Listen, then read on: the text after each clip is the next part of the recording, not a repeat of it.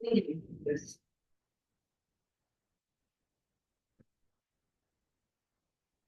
evening, everyone. My name is Bill O'Neill. I'm the chairman of the Alton Planning Board. I am going to call the Alton Planning Board to order for Tuesday, November 19th, 2024.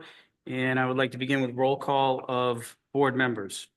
Doug Brown, Mark Manning. Tom Tiffany, Nick Bonapane. Christina O'Brien. Tom Hoops, And for appointment of alternates, we do have one of our members that's out sick, and we'll be appointing Christine O'Brien to fill in for Lee Hillsgrove. And then we will move on to approval of agenda. Have there been any changes made to the agenda? no, Mr. Chairman. I make a motion, we approve the Tuesday, November 19th, 2024 agenda. Second.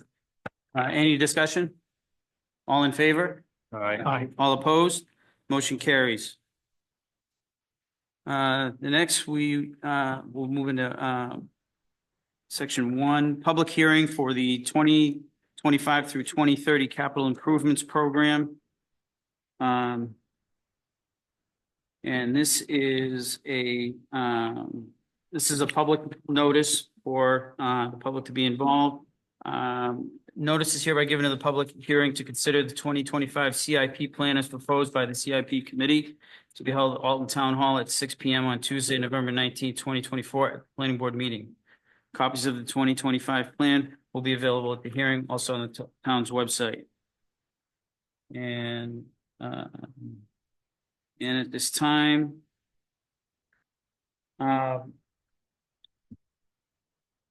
we just would like to review the CIP plan. And any questions for Ms. Frank? Frank's here.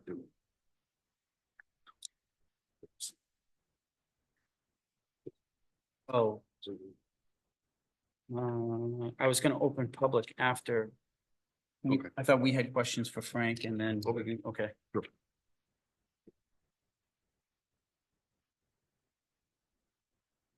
So at the time, any further questions from the planning board for the CIP committee?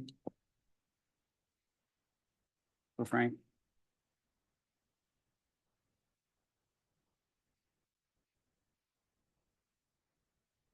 Okay, seeing none at this time, I'd like to open it up to the public. If the public has any questions about the CIP committee, the capital improvements plan that's presented.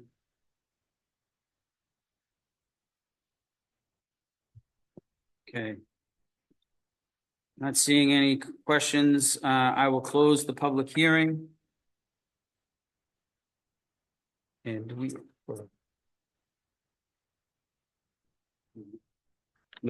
No public deliberations. If there's any questions, any other concerns. Anybody have any other questions or any discussions about the CIP plan? I'd just like to make a comment, if I could. Sure. I'd like to thank Frank and the team for pulling this together. I know there was a lot of work in it, and thank you for the last meeting we had on this. You gave a great explanation to all of us on what were sort of the major increase categories, what were the lack of decrease categories, but I understood that too. I just want to, recognize Frank and his team for the hard work. I would ask in the future that we consider, and I know that it's not the way the finances are set up today, but it'd be great to be beyond just understanding the percentage increase in dollars per thousand of tax. If we actually could go back and actually look at percentage increase relative to tax burden. Sure. Which we talked about before. Well, Mr. Chairman, if I may. Yes, Thank you. of course. There was a little bit of confusion, but one of the things that Mr. Brown brought up is a very good point, that the CIP committee has never really known at any particular time what has been spent in that given year, okay, in terms of the capital reserves. I've spoken to a number of the committee members, and we really should have some visibility of that. And going forward, we will make sure that we have that. And I actually asked the town administrator to get me some information on just exactly what has been spent this year as of October. And he has that information, but it's approximately $1 million has been spent, of which 970,000 was for highway improvements and maintenance. Very little was spent in capital reserves by the other department heads, at least at this time. We will never know the exact amount of what capital reserves were spent until the end of the year.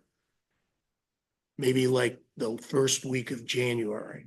And that's when we'll come from the finance department. But at least we'll get some more visibility for next year for you. And the town administration, Ryan Heath, has this information if you'd like to see it and for the public and whatnot. It also shows what are in actual reserves in every one of those departments. So kind of gives you some visibility. An example would be we have in reserve, which I'm happy to report because it will be spent at some point. In the fire department, we have $1,758,000.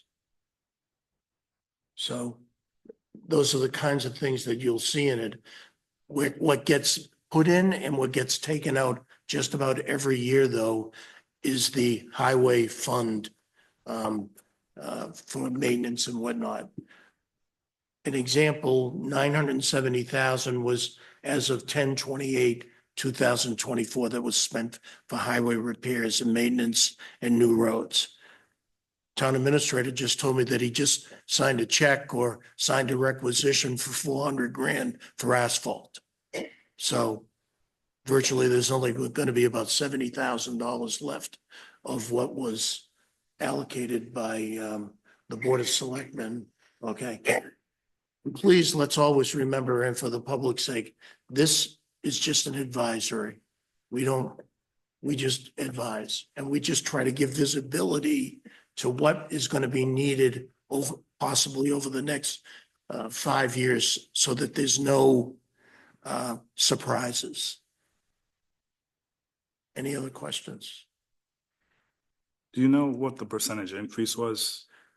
We were at $1.04 last year, and we're now indicating that there'll be $1.09 spent. So it was 4 cents more on the per thousand that will be that we're suggesting that we reserve for. But I don't. So I can't- that's where the struggle is, right? Because we really don't know how much the per thousand is the numerator to that comes from is a factor. And no one seems to know. You got to remember, Mark, we're reserving. We're No, I reserving capital for all these expenditures. And that includes the school. Okay, that includes all of the schools. But my point is a 5 cent increase on dollars per thousand.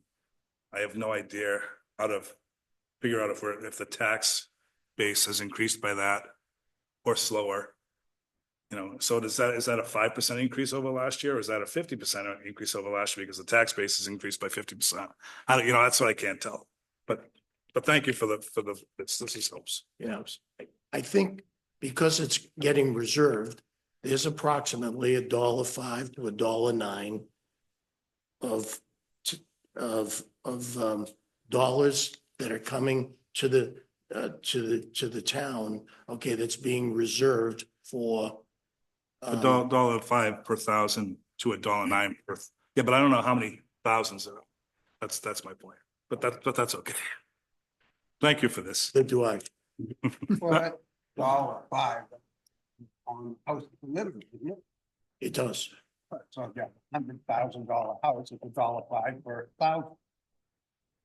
That's correct. But did we increase the tax rolls last year from 5 houses to 45 houses, or from 5,000 houses to 10,000? You know, that all needs to play into that math so we can understand the increase in the spend. Well, that's a question we posed many times and never get an answer to. Well, it's been posed again then.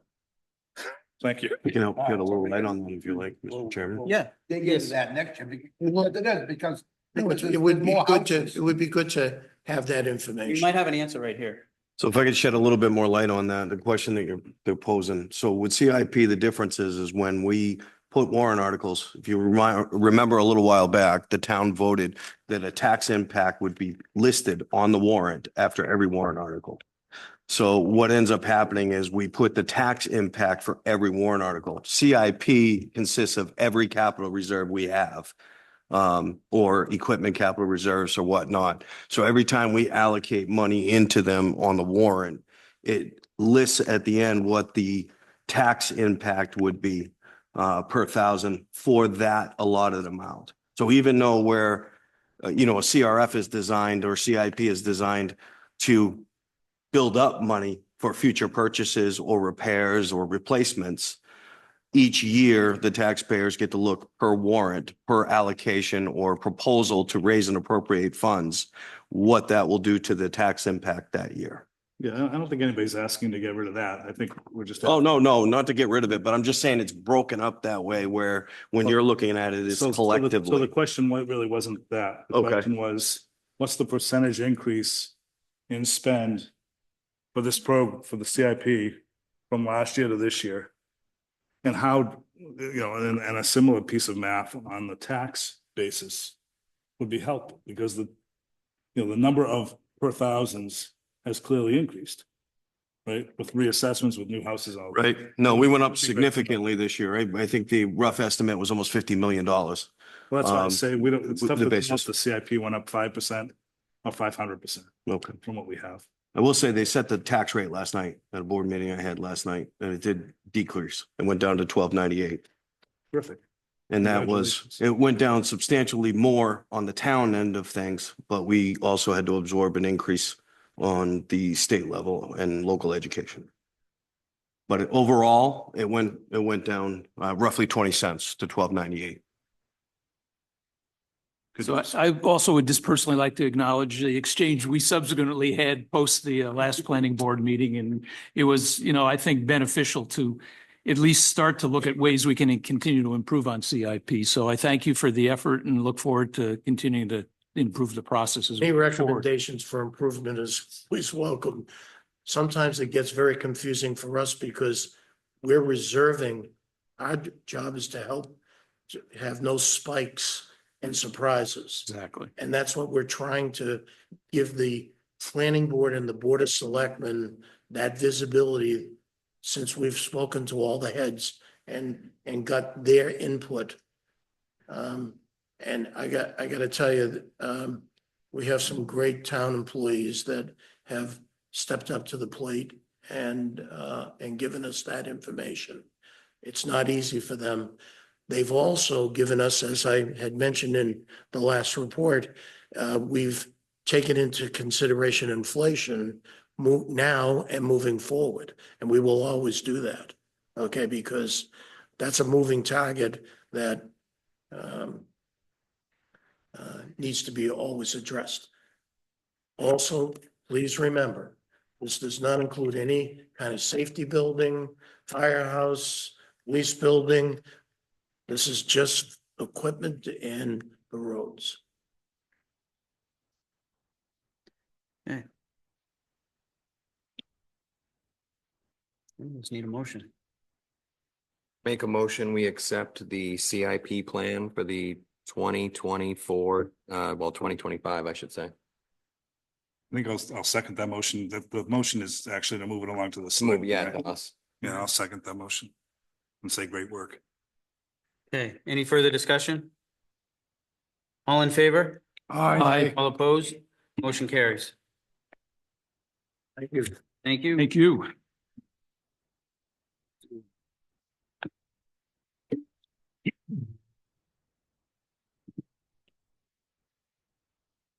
Okay, next on the agenda is the joint meeting with zoning amendment committee, the ZAC. And the ZAC committee will present the 2024-2025 recommendation for proposed amendments to the zoning ordinance to the Alton Planning Board. I think everyone's got copies. So. You wanna go? I guess I'll take over because I was the chair of the zoning amendment committee. Mr. Chair, planning board members, public. Over the last couple months, the ZAC has met to come up with what would be proposed amendments for the next 2025 calendar year. There are 6 amendments that have been developed to put before with the public in 2025. And I'll quickly run down those and just highlight some of the salient points. The first is a proposed amendment to amend Article 200 definitions for boathouse, cupola, density, fence, legal footprint, front yard, and in kind. Essentially, this amendment is being proposed to add definitions to define terms currently referenced through the zoning ordinance. Second amendment is I'm open if we want to do it. Yep. In that context. Well, so I see fence, legal description of a fence. It was in the description originally, and it's been clarified based on the discussion at ZAC. As zoning amendment, describe the fence, and now we're clarifying Correct. what was the change. I wouldn't know if I have the language before us for what actually got struck in the prior definition. I did read that, 6 feet is 4 feet, it's gotta be good, did the old language say that you had to have a beautiful fence? No, nothing. It was more along the criteria of, again, as I recollect, it was more around side boundary lines that there was some definition about. It was on 25 feet. There was nothing changed in the context of the dimensions in the definition. So, that was just one thing. I mean, I always wonder about these things. I mean, the amendment committee, I mean, they worked last year. It's like every year, where do these things come from? It's like, don't we have enough Well, rules? I think a lot of these, Raj, it seems like a lot of these are just housekeeping. They were already ones that were already in the books and they just kind of clean up the language a little bit. Nothing Yeah. like being accosted by a member of the board, huh? That's great. That's great. Continue, Roger. Go ahead. I think- Yeah, whatever. Just keep going. Just keep going. Any other points, Raj? One was just, And again, I think to your question, I mean, some of this emanated from Jessica, starting with, being familiar with the regs and looking how to clean things up in the context of what's in there specifically to the article definitions. So some of these things were specifically brought forward based on her insight. It's a sort of summary each year of the problems that are encountered in the front office. If there's a definition problem between a applicant and the town, they have to figure out a proper way to resolve it. Years back, we had 2 definitions. Well, they could choose what it was. That's why we went through and rewrote the zoning amendments. It's each year you're trying to update and make things clearer so that everyone understands what it is. It's not trying to sneak anything past anyone. These are the problems that come before the most active group is the building inspector and the planner, and they interact with the public all the time. And these are the questions that come up, and that's how we choose them. Which is a perfect lead into amendment number 2. Again, do you want? Go through them and. Yeah, I think that'd probably be the cleanest way to yeah. do this. Amendment number 2 is also about Article 200 definitions, and here specifically around accessory dwelling units and also seasonal cabins. The rationale again was the amendment was being proposed to expand on existing definitions to better clarify meanings. So again, it's to Mr. Hoops's point about trying to help clarify specifics around ADUs and then also the seasonal cabin. Any questions with respect to that? Okay, then moving forward, the third is around, again, making corrections to Oh, sorry.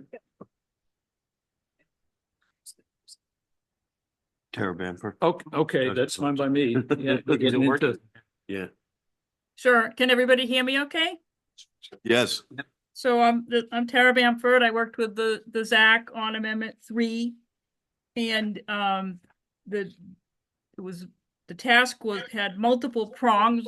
Big picture was to clean up all of the language regarding non-conforming structures, uses, lots, get it consistent, get it organized by kind of 4 categories. One would be the vesting, one is non-conforming uses, then non-conforming structures and non-conforming lots. They were all kind of intertwined and in a big mishmash. This amendment does a couple other things that you should make note of. If you have the same handout that I downloaded from the website, if you want to look at the middle of page 4, where you see H 2 and 3 in the crossed out language, those are things that don't appear in the reorganized language after this. Those are gone entirely. This proposes to get rid of being able to get a special exception for adding on to a structure that's in the setback. That's really something that you'd normally need a variance for. So want to sneak anything through, those aren't in the reorganized section, those are gone. You'd need a variance for that. In the replacement of non-conforming structures, that kind of starts on the bottom of that page and goes on to the top with all those details about replacement of a non-conforming structure. You'd only be able to replace a non-conforming structure if it's fallen apart and it can't comply with building codes. There wouldn't be any more just we want something newer and better, because the goal of your zoning ordinance should be to phase out things that are non-conforming. Non-conforming lots, but I'll get to that in a minute. So that's what's gone. And then if you get to the new language in the red, there's some things that are added. So page 6, change of use number 2, your current language says you can't change a non-conforming use from one thing to another. But what if it's something that has equal or less impact? There is no logical reason for that. So this would let the ZBA give a special exception to change a non-conforming use, provided it's not going to be any worse. Number 3 on page 6 gives some more details about expansion of non-conforming use based on case law that's come down the road over the years on that, and throws in a limit, how much of an expansion is okay. The staff can't really be in a position to be making that up, so we put in 10% in E your process changes, you need different equipment, that's how much you could expand a building for non-conforming use. Non-conforming structures on page 7, there's not much left there because we want to phase them out. And non-conforming lots adds some clarification. It used to say access to a town road, but I think what we really mean is a non-conforming lot that doesn't have enough frontage or it's too small can be built on as long as it meets all the other applicable requirements, and that's going to include access to an approved road.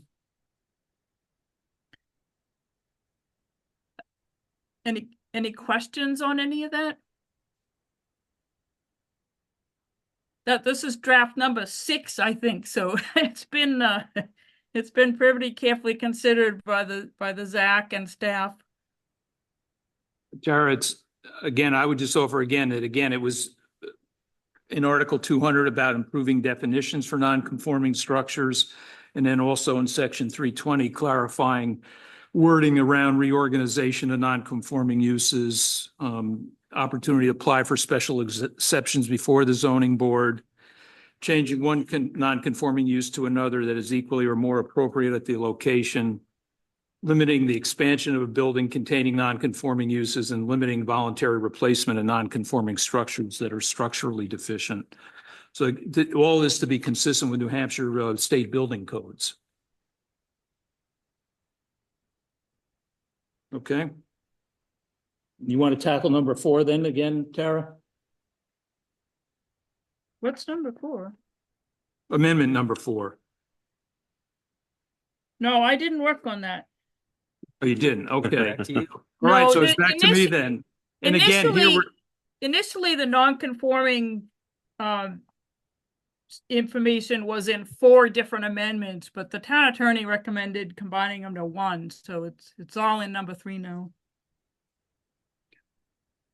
so with respect to amendment number 4, again, it was here specifically to what Articles 300 and Section 350 for manufactured and pre-site building housing. We really broke this up into 2 sections essentially, with a definition for pre-site building housing being broken out of Section 349. Again, and many people interpret pre-site building housing to be modular homes, and making a distinction with that with respect to again, manufactured homes and park performance standards, which again would be more the traditional, manufactured home park type of definitions. So there now would be a Section 349 and Section 350 with respect to that amendment. And again, the rationale here is, again, being proposed to separate 2 uses into their own 2 sections, making distinction much clearer between the 2. Any questions about that?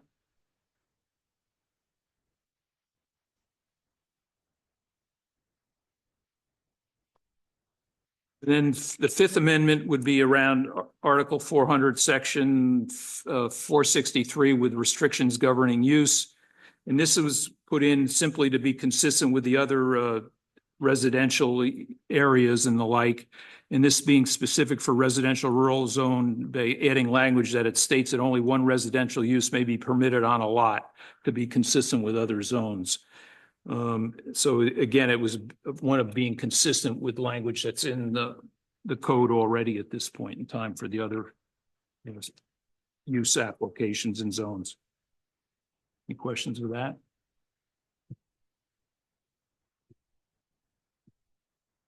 And number 6, again, was an amendment to Article 500 section and adding a new section, Section 535 conditions, which lists potential conditions of approval for special exceptions and variances by the zoning board.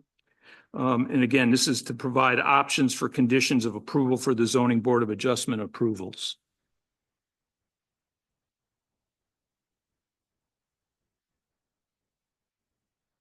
Any other questions or any questions for Doug?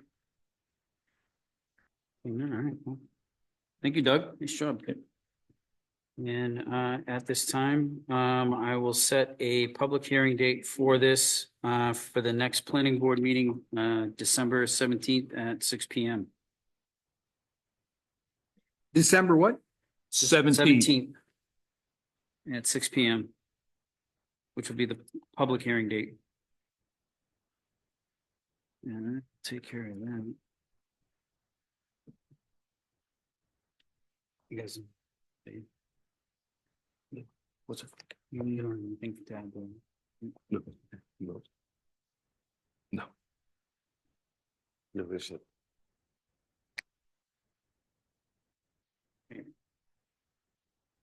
Oh, but it also. Just to be consistent, we should have a snow date as well. People know when you post, push it out to your January if a snow date was required. We can put it up for the next. I would just add to that, Yeah. just in case. Timing standpoint, will that- Time in hand, yeah, setting a snow date for the So what if public we hearing did to the to the planning board meeting in January? January as a snow date. Yeah, we can do that.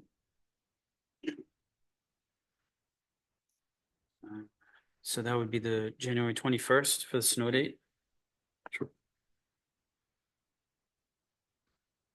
Okay. All right. Next on the agenda is case number P 24-34. Major subdivision design review.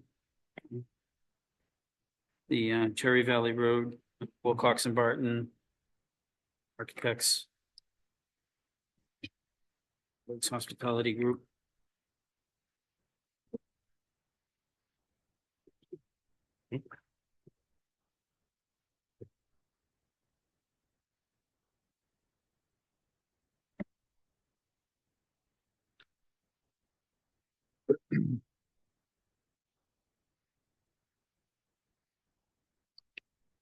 All set, ready to go? Yes, I'll Yeah, say. good evening, Mr. Chair, members of the board. My name is John Cronin. I'm an attorney representing the applicant in this particular case, who is here. Amy Grimm is with us. Jerry Martins also is here with us. Chris Salmon and Cindy Terrio, who is the project engineer. This property was acquired by Ms. Grimm some time ago, and her initial proposal for this site included the glass barn, which many of you have heard of or heard about, which was to have a beautiful structure at the top and some other homes going through it. There was a lot of opposition to it, planes flying around the lake and various things. Very expensive project, probably $50 to $70 million, generating a significant amount of revenue in taxes for the town. But Amy heard what the people were saying and thought if this is not what they would want, she would go back to the drawing board and come back with what they did want, which was a subdivision. That was submitted back in July, the original plans. We did have a design review hearing in early August. It was pretty lengthy. We made a complete presentation. A number of abutters spoke. We had some video presentation of some issues. There was a request to engage Ty and Bond for the town, which we paid for, and they did their work. At the end of that hearing, for those of you that were present, there was some confusion relative to regional impact. We had some discussion about it as to whether it was necessary or whether it would. Our position was it was somewhat irrelevant because the town of Guilford already had standing as a butter because they own the adjacent parcel. So whatever the case, my recollection from that meeting in my notes was there was a vote that there was regional impact. It was my belief when we left that meeting that design review was concluded, and our mission was to pay attention to the comments that were made, some of the suggestions and concerns, and to revise our plans. Cindy and her team did that. If you may recall, there were some questions about road frontage and contiguous area on the lots. I think those were the substantive comments that took place. So Cindy went back with her engineering team at Wilcox and Barton and confirmed the numbers.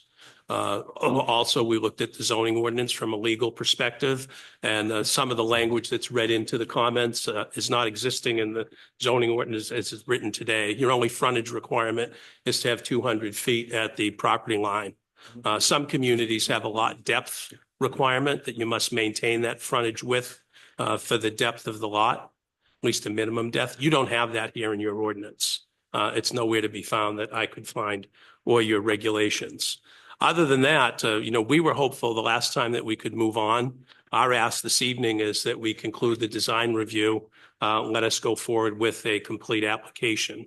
We're very sympathetic to the issues that Jessica had and appreciate the work of Robin and Norma to try and get this done, but it's been frustrating. We are scheduled to come here in October. We were asked to postpone that, which under the circumstances we did.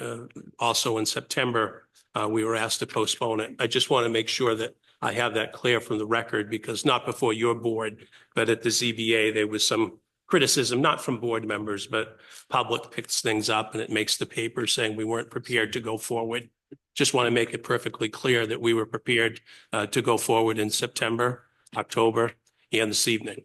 So we've looked at the staff report, and I know, again, Jessica's had a lot of issues, and I learned for the first time this evening that the poor lady has yet another tragedy to deal with. So I'm not going to belabor that. She worked hard to get out this staff report just a short while ago. We've looked at it. If you look at the criteria for design review, everything box is checked with the Y for yes. that it's been completed. The only thing you will see with the N relates to a waiver. When we were here the last time, we did not think that any waiver would be required, but in discussing with Cindy whether or not we would be looking for a waiver, the only one that's a possibility in the complete application is to request a waiver to allow 5-foot contours instead of the required 2.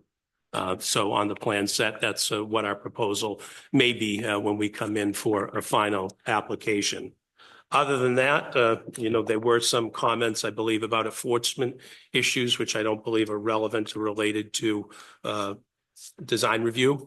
During the glass barn, there was some issues and complaints lodged with the DES, unsubstantiated. We invited the DES to come out immediately. They did. They toured the site and issued a letter that there was no violation. Again, during this process, we were confronted with another DES complaint that was filed and not copied on. We made a records request, found that there were drone videos and other things that were sent. Again, we've invited DES to come out and they've said that there's no need. That may be an issue. If somebody wants to make it an issue, we're prepared to respond to it at the final hearing. We've had other engineers look at it and I'm prepared to call the folks from the DES if need be. But my position here this evening is design review. We've done what's required by the regulations. We've listened to the comments. We've listened to the concerns. We've reduced the proposal by 1 lot based on that contiguous area rather than try and force it. Sat back and Amy, to her credit, said, look, I don't want a close call. Why don't we just remove that lot and consolidate it so we don't have any of these sideshow issues? So that's where we're at. We're happy to entertain any questions that you may have, but we're ready to go as soon as we can get design review closed.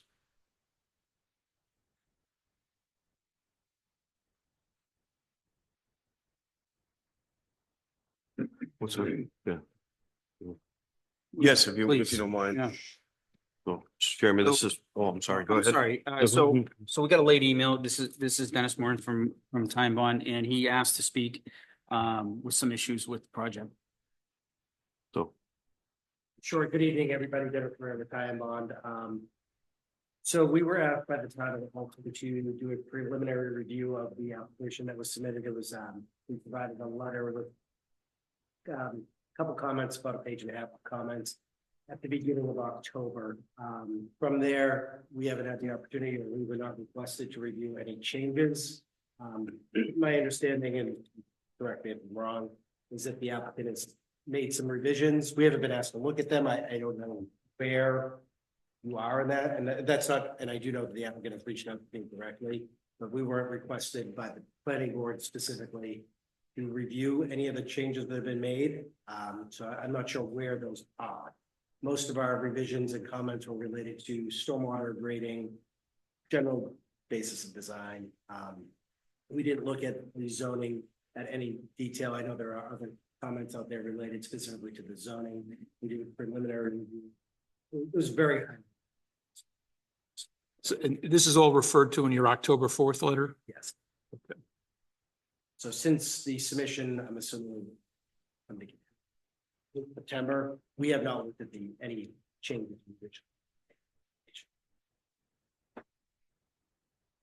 if you want, my understanding and just for clarification, what was passed on to me was that the original submission that was originally reviewed by Ty and Bond, those plans, there was a revised set of plans that were brought in close to the end of the day on the submission deadline. And the planner at that point in time wasn't able to review. She was completing her planner review on the first set of plans, which is very extensive, when the second set came in at the end of the day. Is what the way it was relayed to me. I don't know if they can correct me if I'm wrong on that timing, but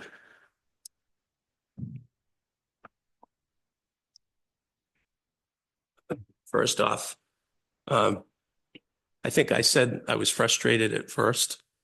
And I'll just say it's more frustrating that the gentleman from Ty and Bond is here this evening after we got the comments and worked hard to address them, not even get a call back to say we're all set or we haven't looked at them. I'm hearing for the first time, no fault of this gentleman that he hasn't looked at them because he hasn't been asked to. So Ms. Grimm, who spent a fortune in this town trying to get a project approved, has done everything according to the rules. She looked at the tie and bond comments. Her capable engineers looked at them and made the revisions. And there's a deadline that you've set. She came personally or wanted to come personally to deliver them. And they said, don't bring them. We're going to review the old set. Now, I don't know about you folks, but that doesn't make much sense to me to review a set of plans that have been updated to correct the issues other than, again, Jessica has a lot of work. It's not personal. And I don't know how much assistance she has to do it. So we're kind of swimming in water here. All of those changes have been done. We've paid tie and bond.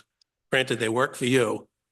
But when we pay the fee to have work done, it should get done and we should get a call and say why it's not. So clarify. So my understanding, you have responded in the second set of submissions to the October 4th letter from Ty and Bob? That's correct. And there's a narrative letter from Cynthia that details what was done and the changes that were made. But that was, in fairness again to Mr. Heath, probably wasn't looked at because Jessica's saying, I just want to look at the October 4th first because I'm pressed for time. Yeah, what was passed on to me, her concern is that at the time, the plans that they had in front of them, being, I don't know how many sheets these are, but 20 or so, 40, I'm sorry. She was compiling her planner review at that time and the board hadn't had a chance to look at the first set of comments, the review itself, and they were already coming in with a new set of plans to address that without Right. the board even having the opportunity to see the first set or add any comment to the outside engineering at that time. Not to mention, I'm not sure of the timing of this, but I do understand that there was another letter with some concerns that was sent to Ty and Bond from another outside engineering firm. So it's a. Top.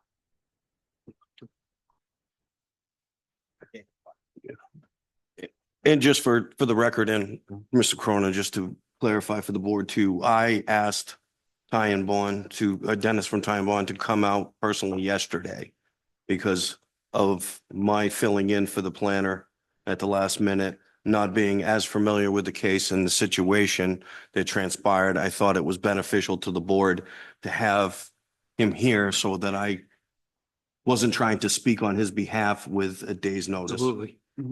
So, Just, people ask the question all the time, why is it so expensive to build and why it takes so long? This is a good example of it. We're not a complicated subdivision. Yeah, the plan set's detailed and there's a lot of pieces because you require it. Keep in mind, the legislative goal here is from the date of acceptance of jurisdiction, should be a decision within 60 days. You know, we've been at this since July, and I don't want to crack history. I just want to end design review. Let's go to the full plan. There's an opportunity within that hearing set to address issues. Hopefully Ty and Bond can write a letter and say, we've reviewed what was submitted and all those changes are satisfactory. And to the extent that they're not, we work with Ty and Bond. They get whatever release or permission they need to talk to us, which usually works best when people sit down and say, look, this is what I'm doing. What don't you like about it? Can I make a few adjustments? So Towards that direction, then the second set of submissions, do they answer the questions that were posed by Ty and Baum on October 4th, to your best knowledge? to my knowledge, they were submitted in November. If I'm wrong, Cindy can correct me. Yeah. Who? I don't think any of our comments were groundbreaking. The majority. Yeah, okay. Yeah, there was three of them that were misspelling of the butter's name at all. It's typical.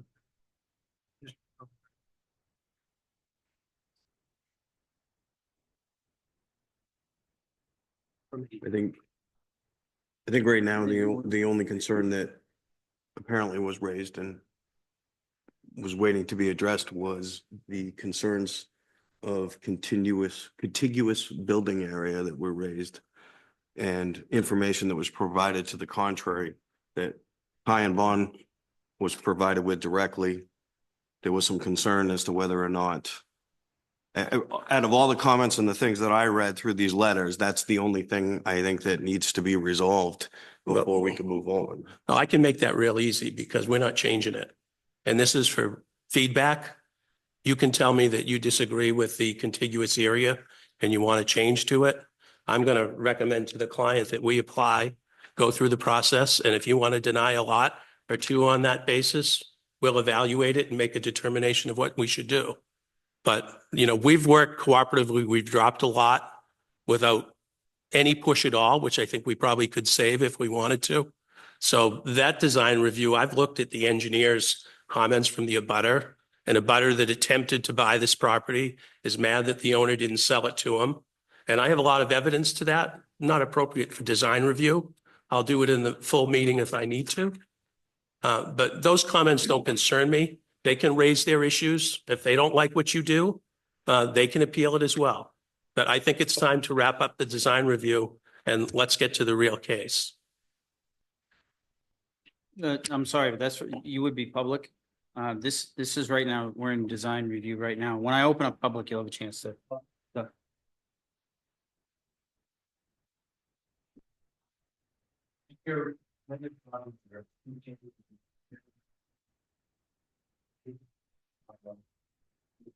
Mhm.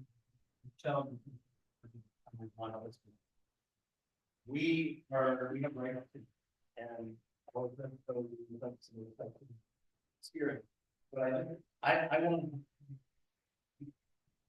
We are reviewing because we're here on previous. That extended that we know that we had had a chance. That in the well, that we could be reviewed. So. To the extent that it's midnight, so we're here to comment on prior.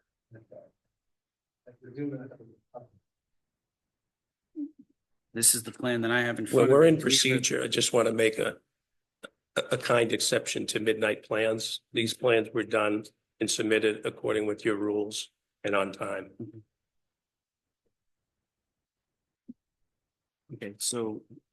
All right, so these are the plans. This is what we're reviewing. These are the latest plans. So the second set was, this is dated October Yeah, 1st. that's what Jessica reviewed and that's what her staff. So this- reviewed. My understanding is she hasn't looked at the November 4th or the response. It's because you wouldn't accept them, right? That's why you don't have. Yeah. These are the plans from October. Okay, so, all right. Can I ask a question? So, I appreciate your relaying of the history. I don't necessarily agree with the way you described it. But we want to move forward. Reasonable I thought- minds can which is what disagree. I thought you wanted to do. You Yeah. keep bringing it up. Please don't. Move forward. But with that said, you know, one of the items in here, it worries me when you tell me something.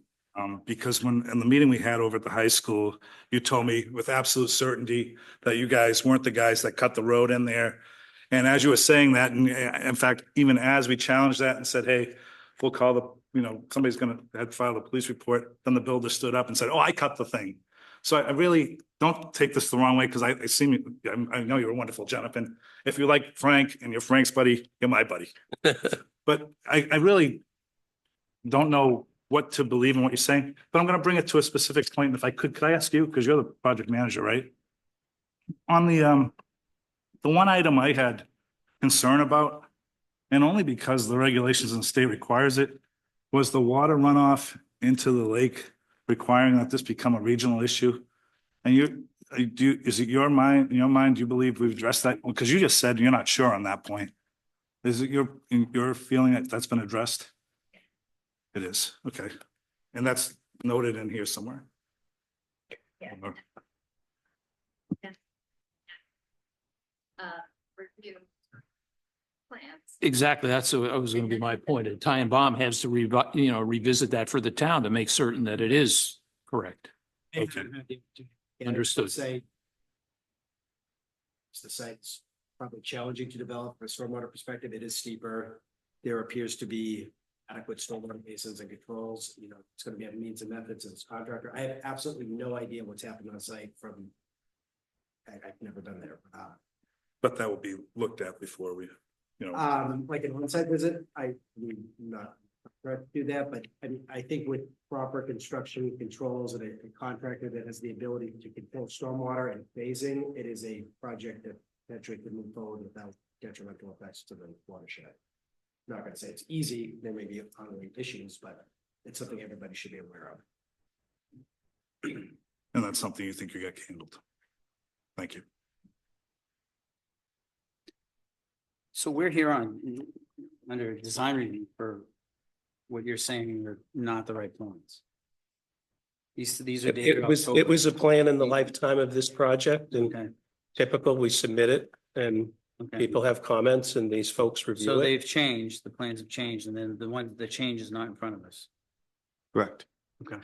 The change was, there was a delay between the letter that Ty and Bond put out, the answers they started producing in the plans, the planner review and the board meeting.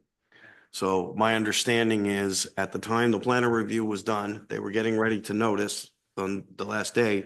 They did submit plans at the close of deadline. They submitted a set of plans that addresses Ty and Bond's original letter. At the same time, there was the outside engineering letter that came in as well to the first set of plans. In the planner's opinion, at that point in time, everything was already in motion with this set of plans, the noticing, the meeting, the replies, that we would not have had substantial time for a review from Ty and Bond to get to the board before this meeting to say whether or not all those issues, those concerns are addressed, plus to give the opportunity for any dialogue back and forth with the outside engineering firm as well, where they were initially responding to these plans or raising concerns to these plans. Okay, so this is just a design review. This is not, there's no completeness or anything at this time. So so he would have to go back. What's, Hmm? as far as right now? Well, yeah, well, I would like to open it up. Does anybody else have any other questions from the board? I'd like to open it up to the public for comments or questions. I don't see what kind of, because this is the updated plan, obviously. You know, I'll open up to public. Does anybody have any questions or?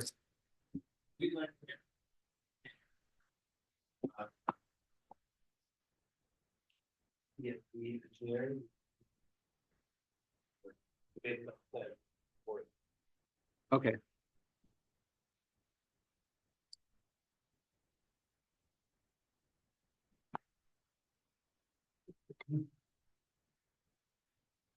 So I don't want to shine a light in everybody's face if we don't have to, but. Yeah, we gotta shut it down. So you do have a copy of his. You gotta shove that. Make his eyes.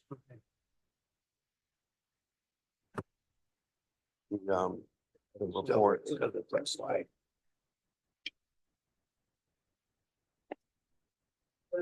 The records. Scratching up.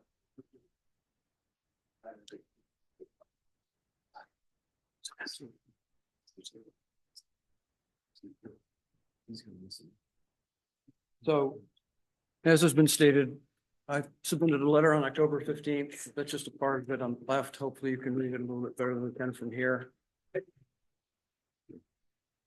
This It's help? wireless, so if you want to pull it back towards Yeah, you. you can pull it up towards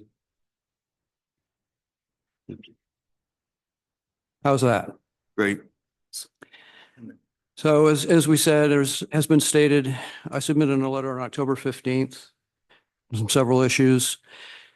So the two primary issues that I found that were deficient in the October letter deal with contiguous land area, which you've talked about, but also lot width, width to frontage. And it's on page 70 of your zoning. It's the paragraph D down below. Paragraph B relates to contiguous land area. And I raise these as zoning issues because as we know, zoning is non-discretionary. I explained it in my letter. I'll explain a little bit more tonight. But that's where it is. It's not hiding. It is different. It is not the same throughout the town of Alton. Some parts of your town have just a frontage requirement, as you were just told. In this zone, you have a minimum width of 200 feet frontage. That word width right there is not contained in some of your other zones, such as the residential and lakeshore zones. Those just have frontage requirements, as was related to you by the applicant's attorney. This one is different. It's a width of frontage. So what does that mean? If you have a lot, this example on the left, this is a street, just a theoretical street with a proposed lot that has its lot lines perpendicular to the street. When you have that sort of geometric condition, 200 feet on the street for frontage, which is one of the requirements in the Alton zoning ordinance, equals 200 feet in width. What unfortunately for laying out lots, if you have skew lines to the street, such as the right-hand example, this lot still has 200 feet of frontage. And based on what you were just told, that lot would have 200 feet of frontage. That's one of the boxes you have to check to have a conforming lot under your zoning ordinance. But because of the angle, you don't have 200 feet of frontage, you have 162 feet with a 54-degree angle. Just looking at one of the lots in the October 1st, I believe it is, plan submission, lot 20-6. If you go back to what I showed you on the right, we've got a skew lines. That's what they've got for lot 20-6. This lot does have 200 feet of frontage, but it's on an angle. If you measure what it actually has for width, it's much less than that. And to actually have a 200 feet of width for these angles of lot lines, you need 213 feet of frontage. There's more than one lot that doesn't conform with this criteria. The other one is the contiguous land area that I think has been talked about.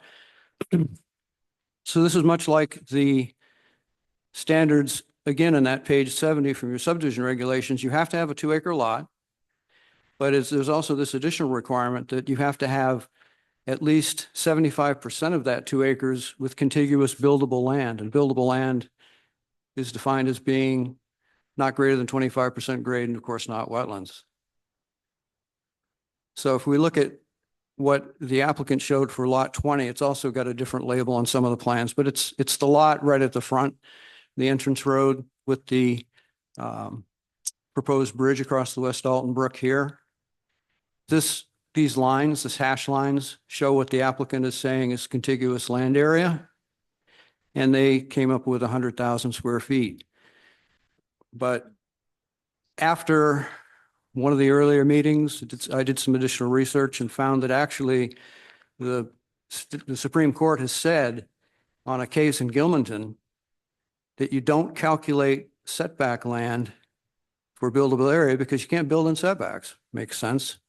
And the court actually said that, it makes sense. So you can't count that. And if you do that, you don't end up with all of this contiguous land area. And by the way, we don't know if these wetlands connect back here, in which case, if they do and exceed 10,000 square feet, then there's an additional setback from the wetlands. I just assume that they're not of that size. But just applying those criteria, you take this lot, you have to deduct the green is the wetland, the pink is the steep slopes, the bluish is the setback area. That's what you get left for contiguous around that lot, which is about 56,500 square feet or less than what's required. This isn't the only lot that has that. So based on looking at the plans that were submitted, these are October plans. I haven't seen any other plans, but based on the October plans, which I believe what you have in front of you, 4 lots don't conform with that contiguous land area requirement. 6 lots don't conform with the frontage width requirement. So you've got 10 lots that don't comply with your zoning ordinance. The cutting thing, I think, you've talked about. It was noted, as Mr. Manning pointed out, that this road was cut, and it was actually represented to the board by Mr. Martin that that's what he did. He cut the road so he could do some test pits and do some other testing on site. That is actually in your planner review from Jessica. And it's on page 5 of her review, referencing page 80 of the subdivision regulations, where you're not supposed to exceed a 2-acre land disturbance activity without proceeding through the requirements of the subdivision regulation. That's more than 5 acres that was cleared out. So just quickly, I'll just run through these 3 lots. Now, these 3 lots, actually, those 3, 23, 26, and 27 don't conform with either the contiguity or the frontage requirement, but just for the sake of what you need to look at, because it's on different sheets. So I put some of this information together just to help you see. This is really, as Mr. Moran from Ty and Bond just said, it's not an easy site. So again, we've got the wetlands, we've got these steep slope areas, very large wetland on the town line. And these 3 wetland areas do exceed the 10,000 square feet, so they need an additional 25-foot buffer around them. And if you look at the grading that's proposed, and this you won't see on a site walk, this road that's proposed to be coming here and with this cul-de-sac is a very significant cut. It's about a 15, 20-foot difference in existing grade to where the proposed road is. So it's pretty significant. If you zoom in, you can see, I don't know, I think this was touched on in the Ty and Bond review. You get some driveway access issues because of these grading that I don't think were addressed in the plan set that I saw. One thing that you do have some discretion on, and I touched on this in my letter, under your subdivision regulations, in your discretion, you can require additional lot sizes to address best use of the land beyond the requirements of the zoning ordinance. I'd urge you to think about that because this is a complicated site. If you look at all the steep slopes, the wetlands, the brook down here that runs to Lake Winnipesaukee, it's not an easy site. There's a lot of things to consider, and I would love to see a plan set that conforms to the regulations, so I don't have to say anything. I've not seen that yet. I've heard a lot of hyperbole, but it's quite simple in your ordinance. And again, other than this, all of these other comments are based on your zoning ordinance. They're non-discretionary. If you have any questions, I'll be happy to try to address them.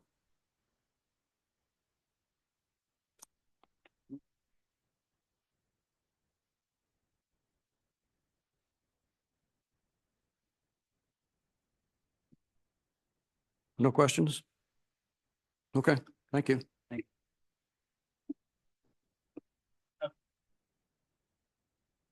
you have to come up to the mic and do your thing.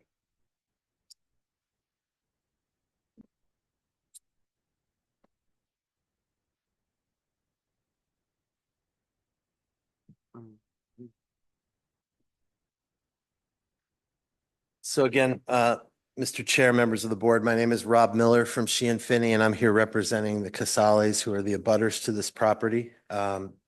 Just want to bring your attention to a couple of additional issues. Mr. Chelman covered most of what we intend to cover in our presentation tonight, but you have a letter from me from November 4th on my firm's letterhead that I just want to call out a couple of issues for you. First of all, the board agreed at the August meeting that a site walk is needed for the subdivision at line 410 of your minutes from the August meeting, but no site walk has yet been scheduled. We were hopeful that that could be done before the snow flies here because there are issues that we think it would be very helpful for you to see on this site that really can't be seen other than by walking. And secondly, just wanted to raise some changes that Mr. Manning had intended to make to the minutes of that September meeting. There were some some pretty direct things that you wanted to see changed with those minutes and put into the minutes of that meeting that are reflected on the video. And as of yet, I've not seen those minutes changed. So I just wanted to point out that housekeeping issue to you and see whether you had intended to change those minutes or if a different decision had been made. That's all I have. Thank you. I just have a point. Reference a November 4th letter. Yes. It's not in our packets. Downstairs. Okay. I have a single copy with me, but that would.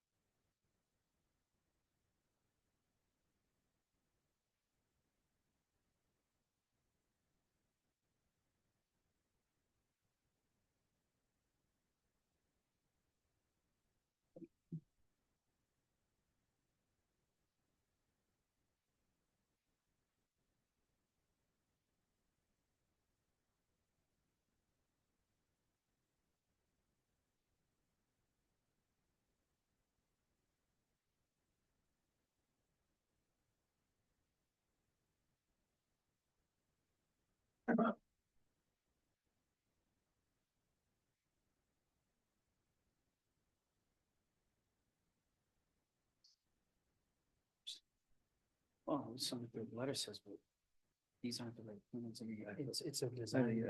don't know to these points. You know, the design review has been completed, and if he's got new plans, he's gonna need to resubmit them to, he's gonna submit them to, yes. I don't know, Brian, filling in to do that or. Like. Nothing to do with this. It was a design review, but. These points need to be taken into context with the second set. Yeah, this is the old. And that's what time bond will do. Exactly. Just take it into consideration with the second set. Well, you said the board needs to decide whether we'll do sidewalks. Yeah, I think we should, I'll bring it. Okay. Do like a sidewalk. Thanks, Rob. Doing a sidewalk. At 4 o'clock. Four to page. I think. Thank you. This is. Don't do completely, so it's fine, because we can complete the design review and site. Yeah, and then later. So. It's a big time. Next time, sort of define the ratios of the net side. Where you're gonna found it.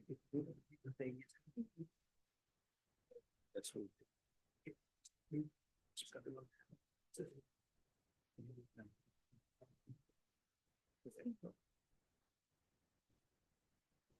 The concept.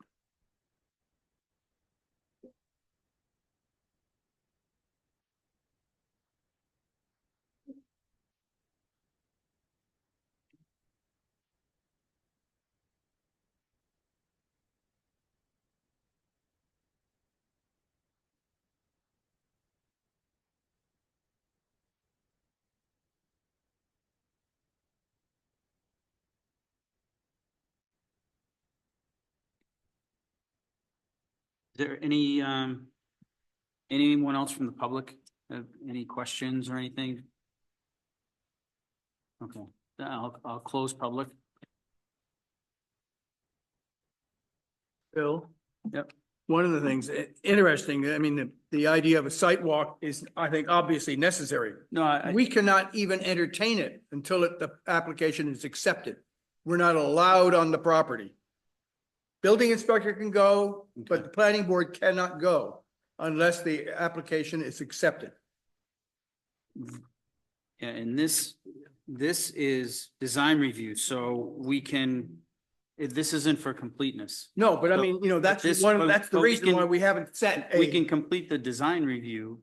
So No, then, you have to have a. He's answering to him, he wants, where's the sidewalk, he says, we can't do a. right, we sidewalk. can't until it's complete, That's- right, right, okay.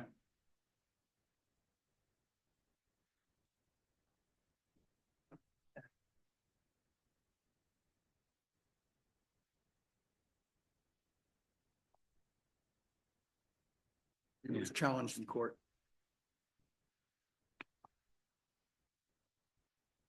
I don't think the majority of us are gonna.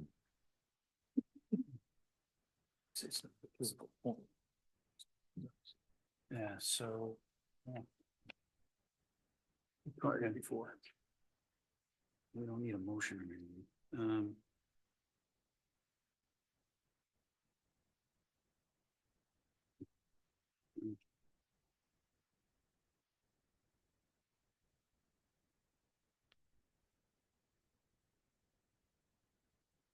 Hey, Bill, If the board so wishes, and you want to complete the language. You heard from Tappan Ball saying that their original comments and their original review before the second one was nothing earth shattering. Then the board can so choose to close the zoning review if you want to. Schedule a site visit and work towards the final point. That's the board's decision. If you want to do it at this point.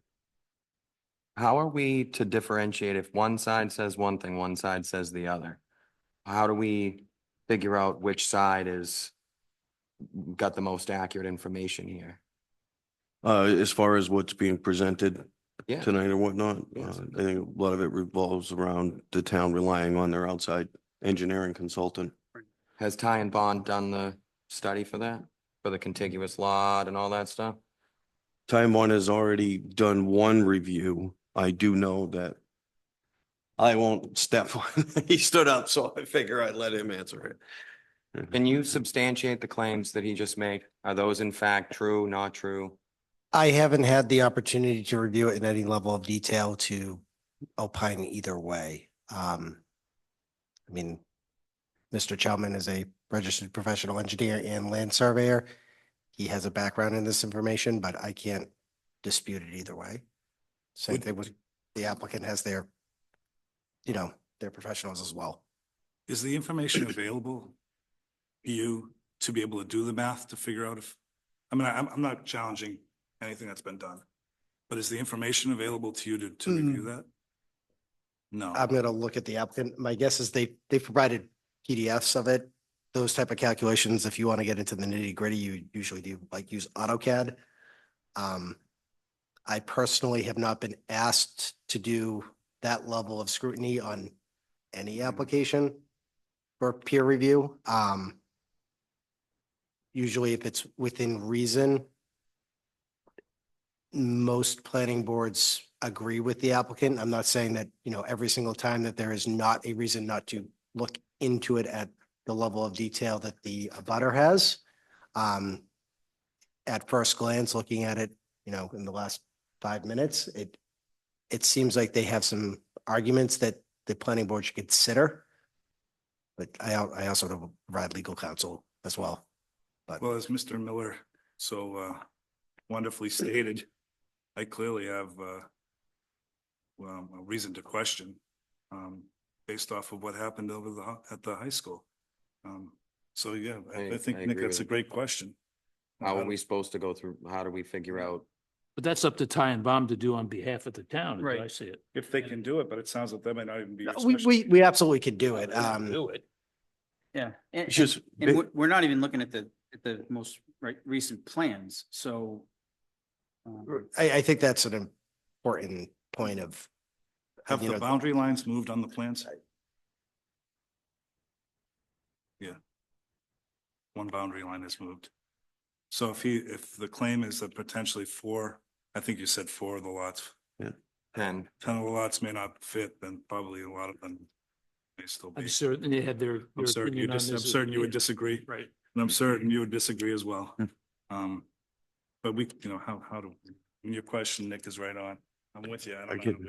We gotta, Well, From a strict numbers perspective, it's something I personally am comfortable with when it comes to interpreting zoning law, and it's something that may be outside of an engineering purview. We're happy to look at it, happy to, where we're comfortable. But there are certain definitions in your zoning that may be up to clearly 2 different opinions. Agreed. And anything- Agreed, but the piece I'm more wondering about wasn't really the squareness of the lot, which I appreciate your argument on that. I was more interested in the 75% of the lot being buildable. Or being whatever, however we describe it, buildable, I think was the word. Yeah. Yeah, contiguous buildable area. Okay. Ryan, you had something? I was just wanting to answer to some of the questions down the other end as far as in the situation that you're asking. I mean, obviously, the town will employ Ty and Bond to go to the extent they need to and get the information that's required to that level that he's speaking of to look at these things. But anything that they're not comfortable with, legal's already on standby Then I think to we get involved with that kind of thing. But when we're at an impasse, we're gonna have to employ every resource that the town has for the board. And that's really all we can go with at that point in time. I think that's something that's gonna have to be done in this case. Right? Yeah, I think, I mean, one side saying one thing, one side saying the other. How are we supposed to, well, we're making a big decision here. well, at this point in time, those new set of plans with the additions made to the comments from Ty and Bond originally, in conjunction with the other areas that are being raised, are gonna have to go back for further review. When is your next meeting? December 17th. Okay, So, about a month. so this is just a design review. So I suggest that we just close the design review and then we can talk about doing a site walk and then Talk about doing what? and then, well, then we can talk about eventually doing a site walk. You can't do a sidewalk until we've accepted the plan. Uh, That- I mean, that's With what they're asking completeness. for. with They're complete- asking to put the site review behind us and move on to the case. Once we move on to the case, we can do a site. walk. Right. Once you accept the it's- case, you've got 60 days unless it's necessary, Right. And I think- stalls. And I think that's what they're asking for, is to move on to that process, and then all these things are gonna shake out. Right, and that's Yeah. why, Between the engineers and the attorneys, So it's- all these matters, they're not for us, we're not engineers, we're not attorneys. I get that, right. That those will shake out. So you in the make a process. motion to close the. I'll make to- a motion. To that close we- the we design Close review? the design review and move to the final hearing, yeah, For next month. Yeah. Okay, that would be my motion. next year. We have a second. I will second. Any further discussion? All in favor? All right. All opposed? Motion carries. Thank you. We'll go. Hey, Dennis.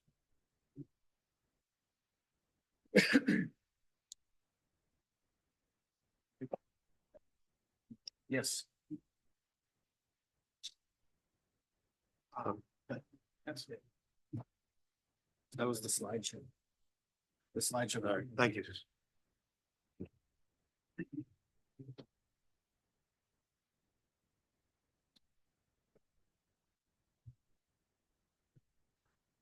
All right, next. Go downhill from This is, yeah, I was gonna say, I don't think it's gonna get better. Yep.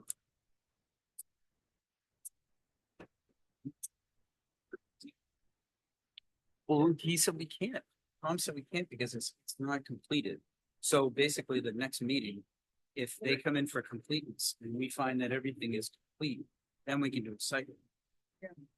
Right, so, yeah, so that's, I know, those are the. You have a copy of that second? Robin, do you have a copy of that slideshow that he made? No, they didn't provide a USB. I think Brian's asking for a copy. I was gonna say, can we get a copy of that? We should have. Is that not what was the? Hey, Ryan, you asked him for a copy of that?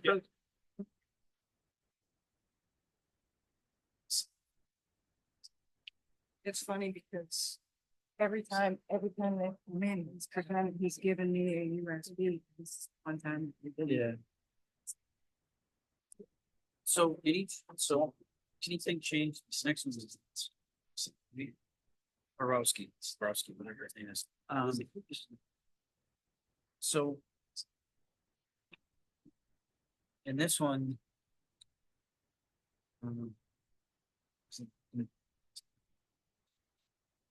is his, this is the updated version? Okay, yeah. So is this, we're not doing completeness on this. are we?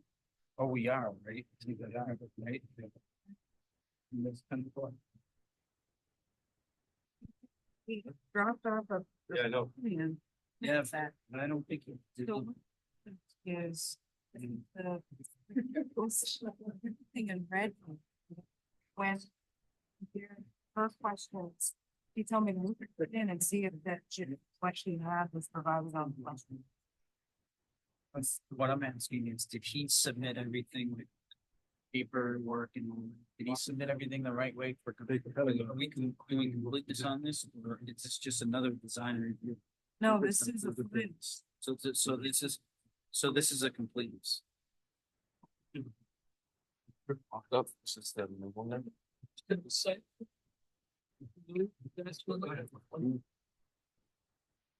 Well, I'm gonna get them moving so we can. Yeah, get them out. That'd be great. Thank you. Yes. You have work. All right, folks. It's gotta take now, so You we have work. Thank you very much.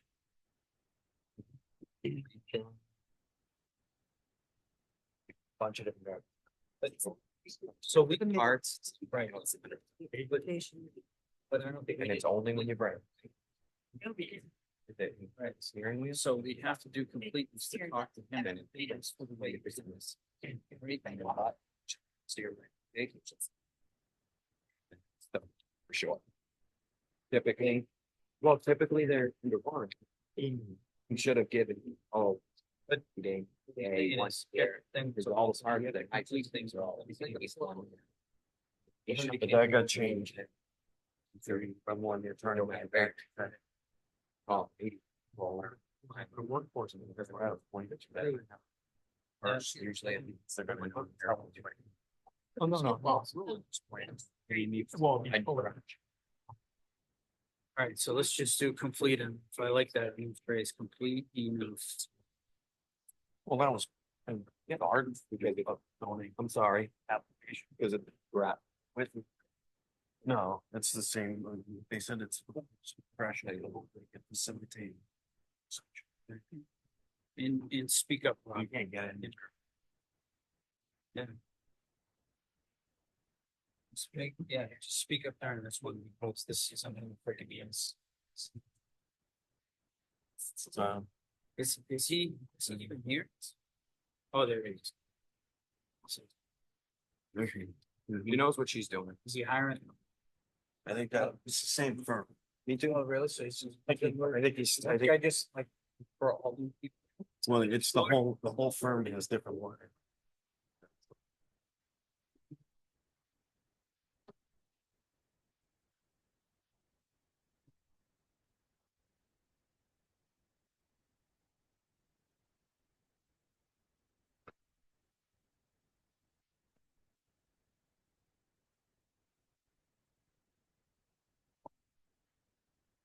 Okay, so we're gonna continue on with the agenda. The next case is case P 24-37, Walter Borowski, applicant for the Walter Borowski Living Trust, final minor subdivision. This was continued from last month.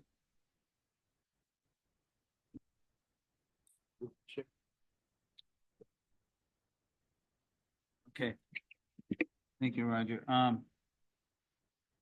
Tom, you wanna? Tom, you wanna sit in? Yeah. Okay.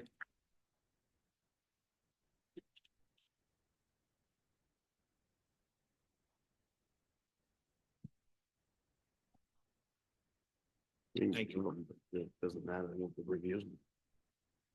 Sure. This is. The whole purpose of the meeting was just was to have input on that public input. It showed it's wow. Sorry about. Oh, yeah.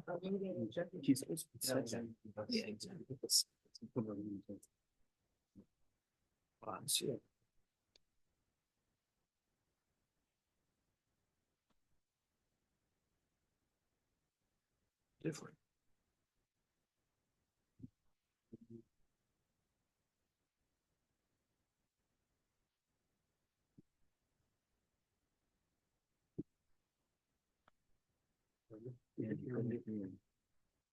It's in here, it's, Yeah, it's in the- does it have the setbacks and things in it?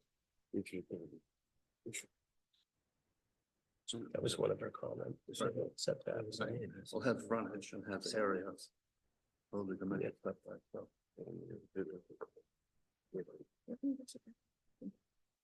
yeah. Yeah, look at it.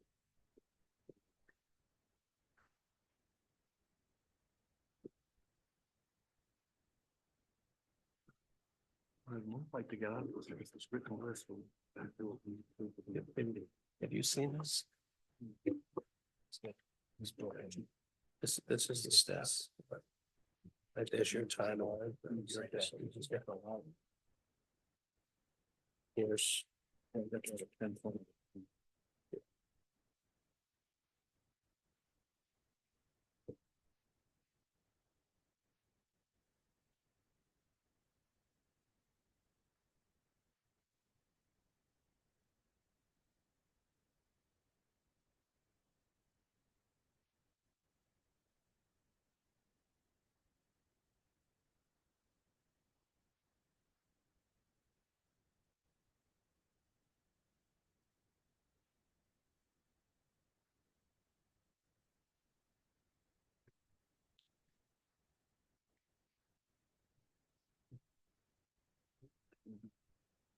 These are just a lot of ones. Yeah.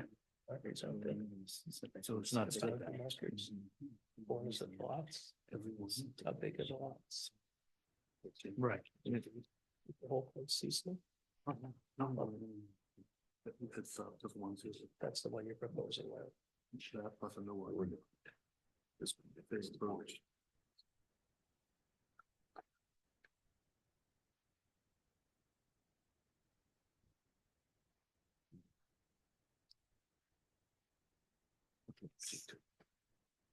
Do they have this?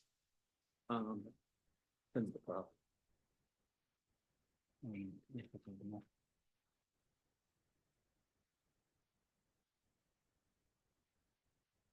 happening.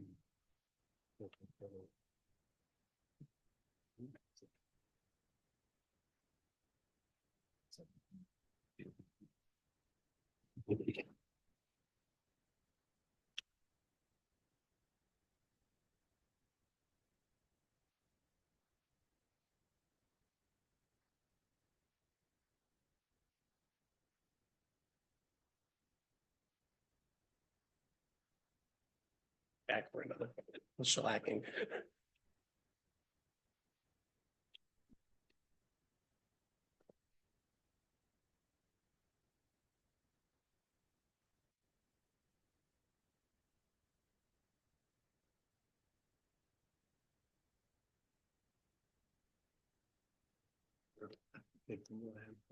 Something that's been really key.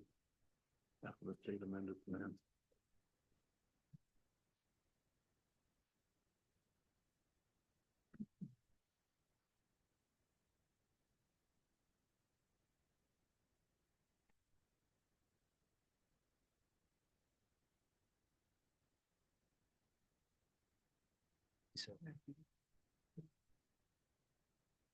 Somebody downstairs. It's always the same. Way.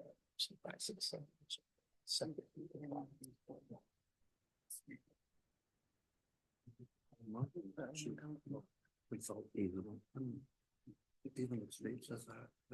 Which is not only the regulations that in this one. What's that? This is when most will continue. There's nothing.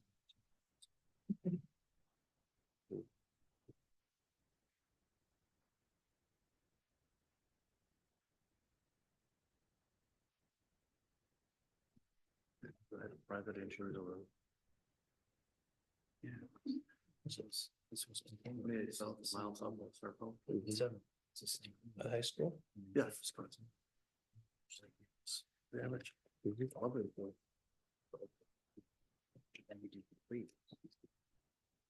Whole 30 minutes. How much? The other thing's been submitted. 75, so. Yes. You sell them or do you? Yes. You read this? Did you read these? What do you get, like $800,000? No, This doesn't go through, I would, I'll blame it now. what do you get So I for, would. 75 so yeah, per month? per month, yeah. It's a good deal. There's some little application. Alright, so come- Just turned down. They were going last year, it was 0.5. She's 6 months, I get an offer. Yeah, I get people call me all the time, seems like. Like, I can't. Have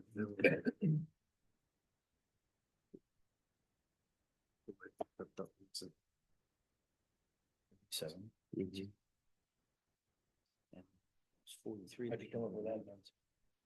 Mhm. That was a Conceptual. yeah, but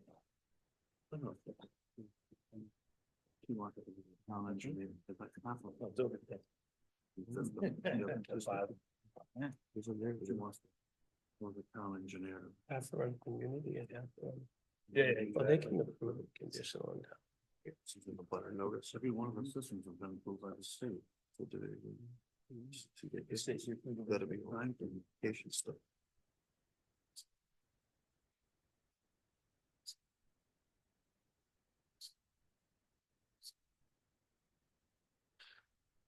And this would have been conceptual.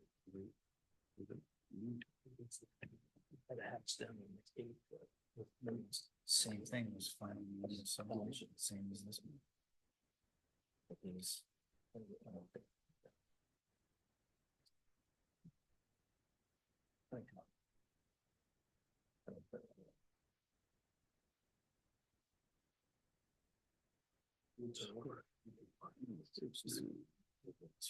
I should have just canceled the meeting.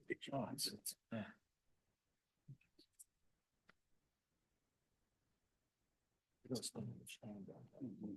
We're asking if he's still owns stones.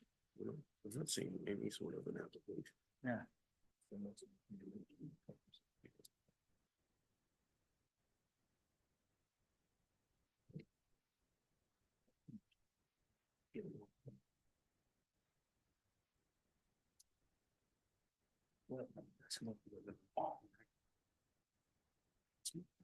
I don't, yeah, because we don't have any.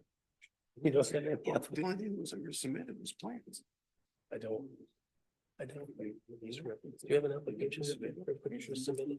Do you have an application submitted? Even if like. He's working with Sean. Or the application for. The beginning of. For this, for the minor subdivisions, you must have filed. Oh, yeah. That's everything. You never would have got on here without having an Yeah. application. So it's just- Oh, Yeah, so, oh. But you never would have. And what happens is. We finally got the original design. Done in 86. So we, put on the new lot, submitted the application here, got the subdivision approval from the state, obviously.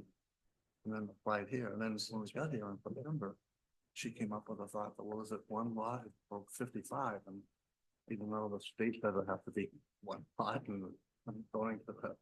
So she continued it while she consulted the town attorney. Oh, the application is way back then. Did he submit it? Robinson. Yeah. And you submitted all your paperwork and That, you submitted all your paperwork and. He said, did you submit all your paperwork? oh, yeah. Back in September. Is it not, it's the same application as. It was last month. You I thought it was continued, continued you in continued from September. last month, yep. Continued in October.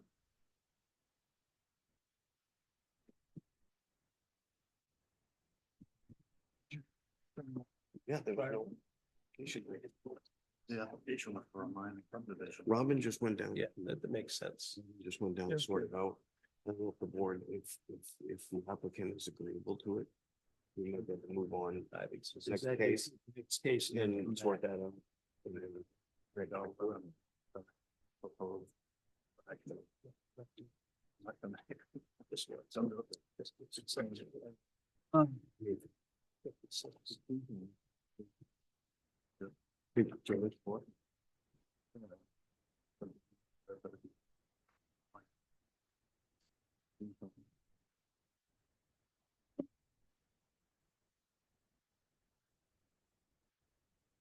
Brothers down. Sure. Yeah, sure. They're gonna take one while they're looking for the application. Okay, These people don't have to sit around. okay, sure.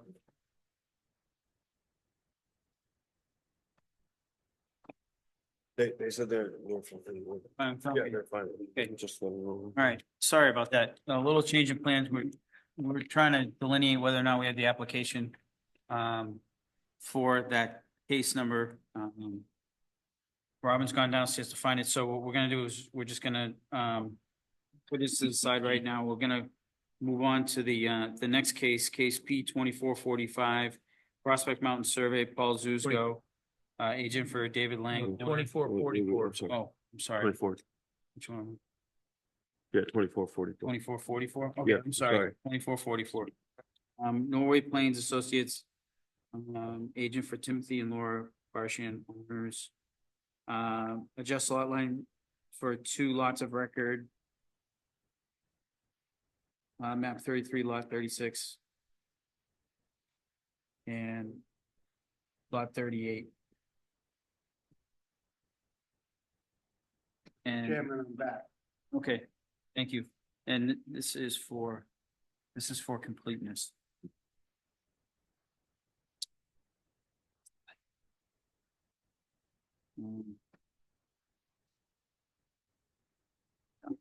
Back. The back. I'll switch in the back.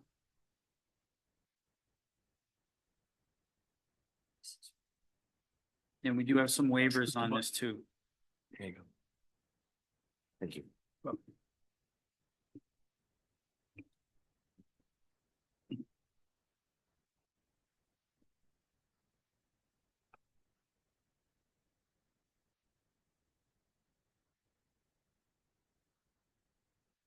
What are the waivers? I don't see.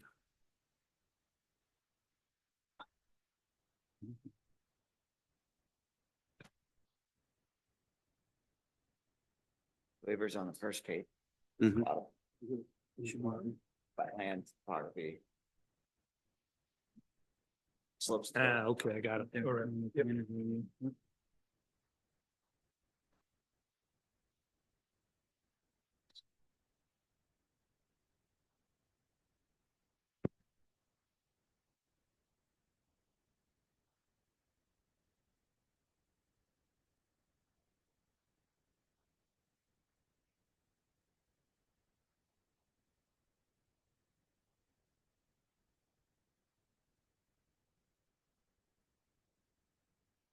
So that's just vacant lot for the waivers.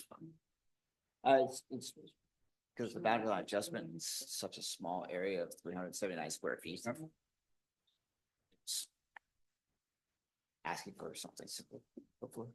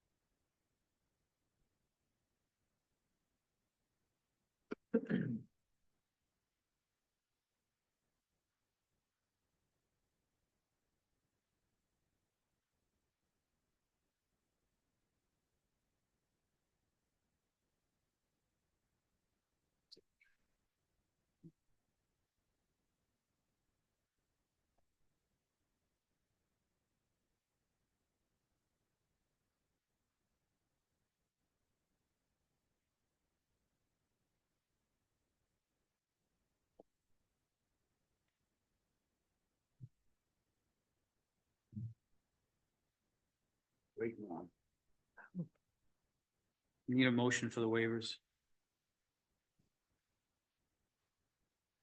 Just to accept them? Yeah. I'll make a motion. We accept the waivers submitted on October 28th, 2024. I'll second that. Can you just do the articles? Oh, I'm sorry. Yeah.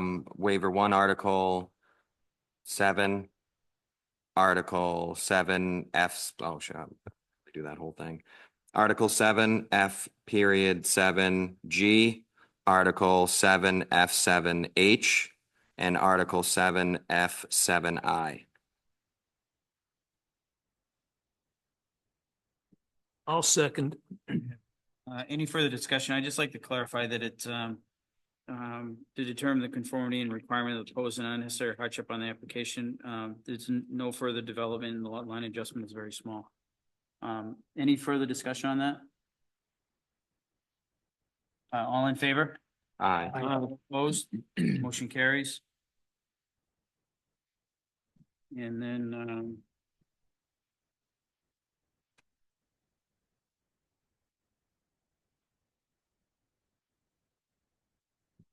did you have everything on? You had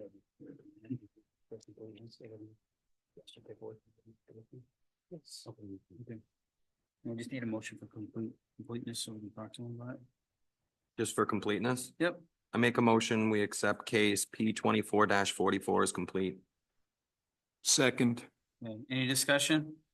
All in favor? Aye. All opposed? Motion carries. You're up. Good evening, Steve Oles, Norwood Plains, here with Timmy Barshard, the property owner or owners of both property. We are simply here tonight to go quick and easy so we can get out of here. 379 square feet from lot 38 to lot 36.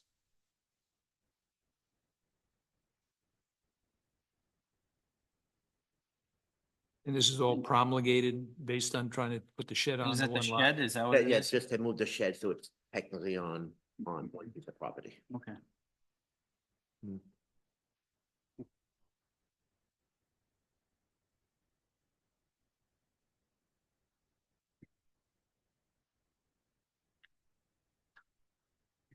All right, no comments from the comments.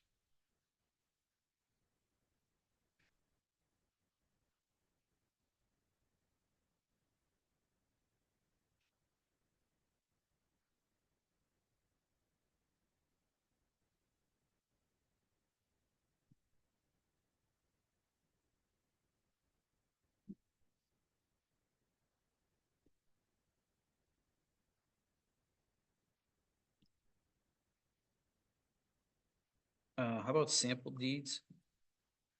Or do you just wait till after everything's? Sample deed is sometimes asked for, sometimes not Okay. asked for, depending on the situation that we're in. One can be provided if asked. Okay.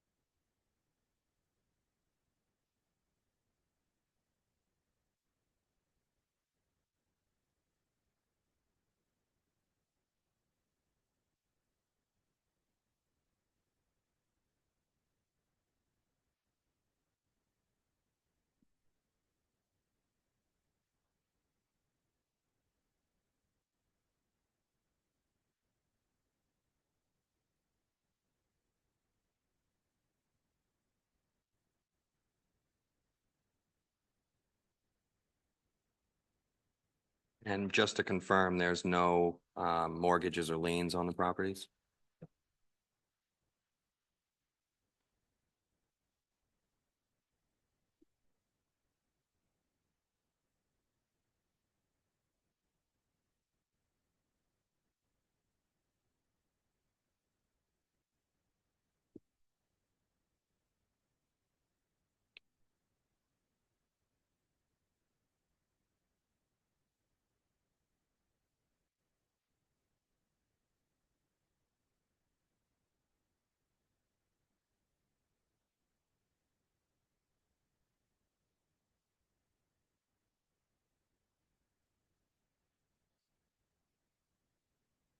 Just so I can understand, where's the lot, the land coming from? Come from the right of way, which he owns. The right of way? Yes. And that's okay? Yeah, it doesn't affect it at all. The shed is built on a retaining wall, a lower retaining wall, so it's below the right of way of the road technically. So right away for who? My neighbor's right of way, it's a private road. Okay. But it doesn't, which I own, it doesn't affect access at all. Because it's there, it's been there. Who owns the private road? You or? I do, yeah. Oh, so you own the private road? I own the private road They and have the right of way through it. Yeah, they have a right of way through it, yes, yeah. So basically, nothing's gonna change. Nothing's gonna. And right away, it'll stay there. Technically, the only thing that's changed is the lot line on through the town. Does that change the deeds? No. Change the deed of Yeah. our lot, 'cause we're Yeah. adding the 379 square feet. Yeah. But not ownership, but.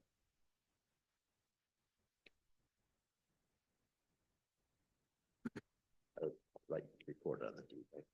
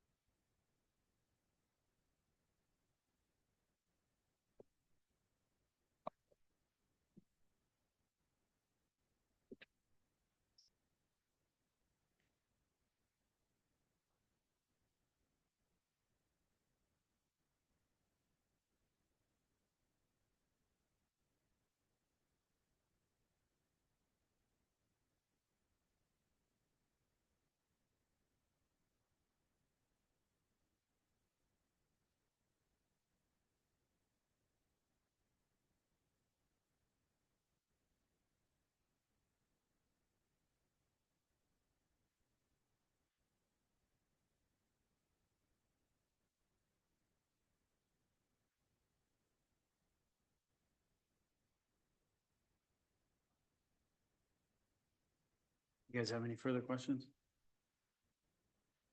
We gonna open it to the public? Yeah, I'm gonna open it right now. Just wanna make sure you guys are all set. All right, any questions from the public?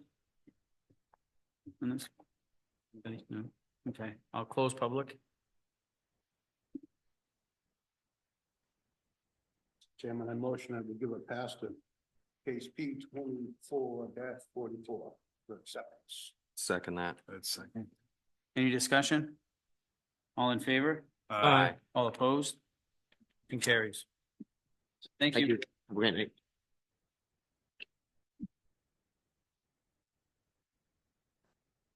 Stuff resolved. Okay.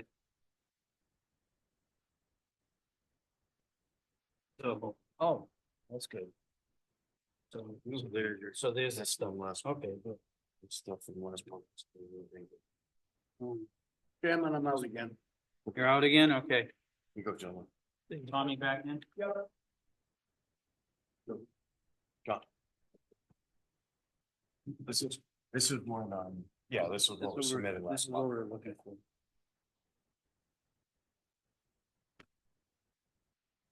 Down. Pieces.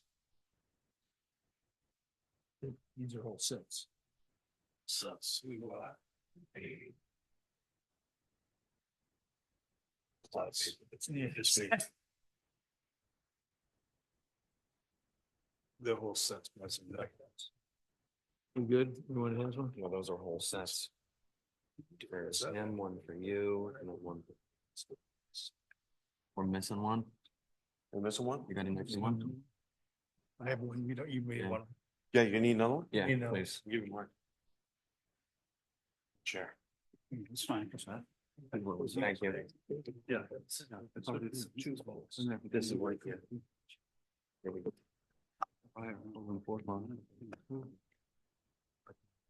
Yeah. So Yeah. we accept. No, you're- Yeah. So this is September.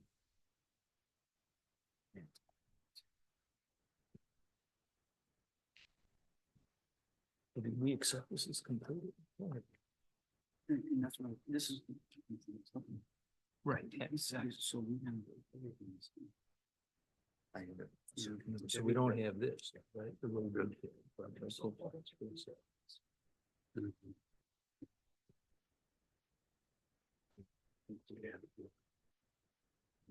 Yes. I can just. It's still. Yeah.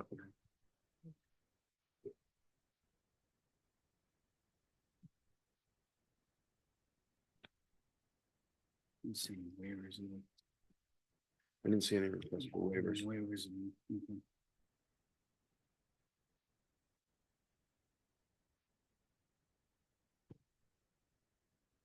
I'll make a motion that we accept the application as ready for discussion. Not certain uncompleteness, Complete enough or? so we can move on. I'll second that. Okay, we normally don't do it this way, but I don't see any other way around this. Okay, any further discussion? All in favor? Aye. Aye. All opposed? Motion carries. Okay.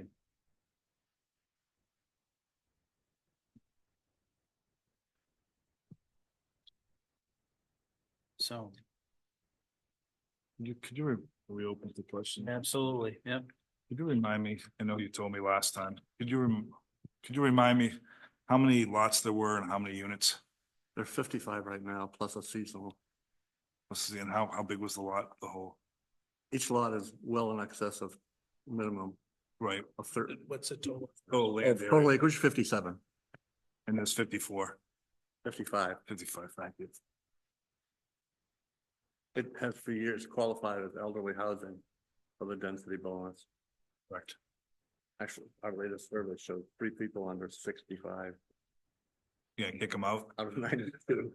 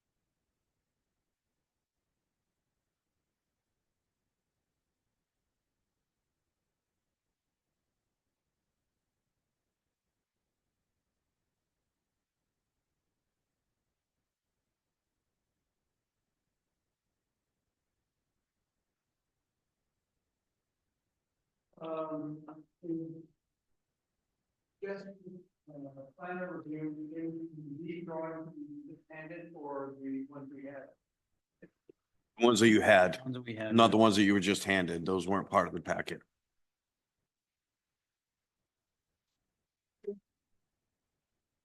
No, they were just handed to you tonight.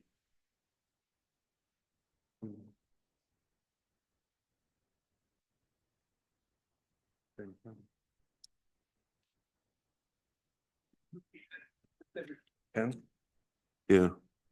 And part of trying to move things forward tonight was to get to a point where we could actually discuss what the board may or may not want to see on those plans moving forward.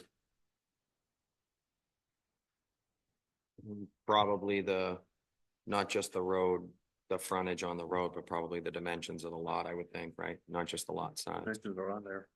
Are they? I could be wrong. Yeah, just the. Or just the area. I know the frontage was on, but yeah, we can have to. Yeah. We can add that. Your interior setbacks too, which Yeah. is pretty big.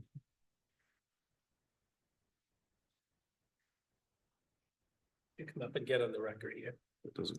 It's only regular.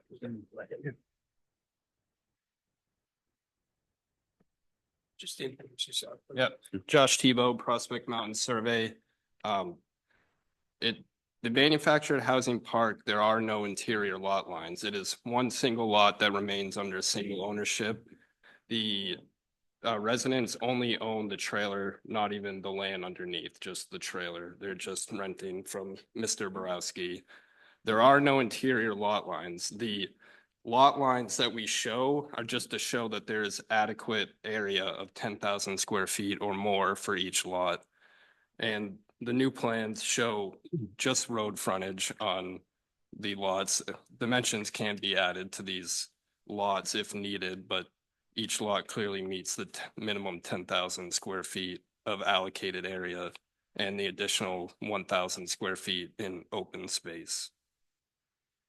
So it is our purview that there are no interior setbacks except for the ones to the outer lot, which are shown on the plan.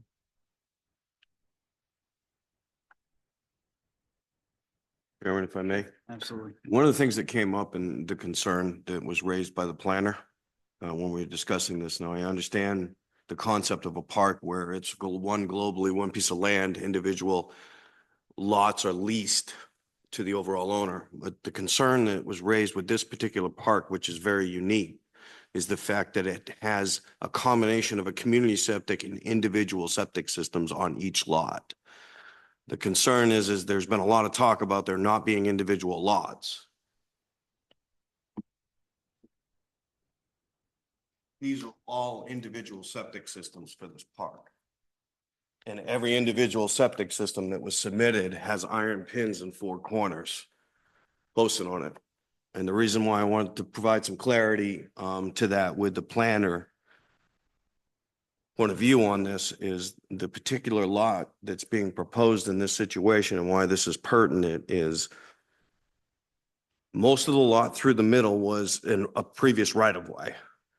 But there was area or total area taken from a left lot, a right lot, and from the rear lot to comprise enough square footage to get a test pit done. But the 3 lots or area with those mobile homes all around it have individual septic systems. So on your plan, you see a community system in the upper right corner. But there's also delineation on, I believe it's somewhere around 19 different lots that have, what is it? 19? There's 19 different lots in that area that have individual septic systems and leach fields on each area. And that was the concern because none of that stuff was on the plan as to where the lot loading and the septic leaching is all going to fall, where only a community septic system is identified and all the individual systems are not. You can add those. Said he can add. He can add. Okay. I know the one that's before you tonight, Borowski handed me a letter. I don't know if it's in the file or if he had sent it, but from DES approving that septic for the proposed lot. The proposed plan? For the proposed lot. You issued something, but you don't have it. We can follow up. Yeah, we haven't received anything from. Just the new subdivision approval. Oh, we have the subdivision. Yeah, approval, we haven't done but, it. there's We're no waiting septic. until. Yeah, there's no we see septic how design. that's going. It'll be septic, Mhm. which was required for a subdivision. But so as far as the state's concerned, the subdivision approval is based on the whole lot, not each individual lot. Each lot is allocated the minimum 10,000 for each area. Each unit is allocated the 10,000 square feet, but the lot loading is based off the entire lot. Sure, absolutely. I think the concern was also the setbacks between a leach field from a slab, because every one of those units has an individual slab. So you have distance setbacks from the slab, distance setbacks from the tanks. And because they're not in one centralized community location, there was concern on how that all is going to play out. with that one lot, that new lot being put into the middle of the three surrounding. I mean, the proposed system is not near any of the existing systems, but it can certainly be added to the plan. Well, the proposed system, or the proposed unit does have the proposed septic tank and leach field shown. But you're correct, the existing systems are not shown. You keep doing this, you know that even in his bylaws, he refers to everything as a lot, right? In They're his units. bylaws, everything's referred to as a lot, Yeah, okay? but Let's agree, we can agree to disagree, but it's in his bylaws that it's listed as a lot. all right, yeah, Okay. but they can never be sold individually. That's even right on the state subdivision approval. Lot must remain under a single ownership. 7 units. Can you get a little closer to the microphone? Thank you.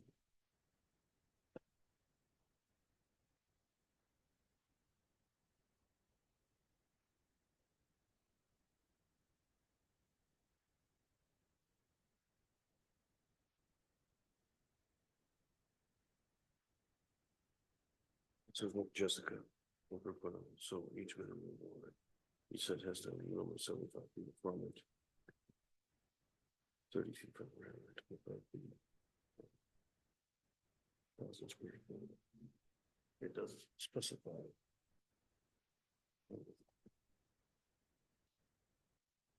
Setbacks and frontage. On each lot. On each area.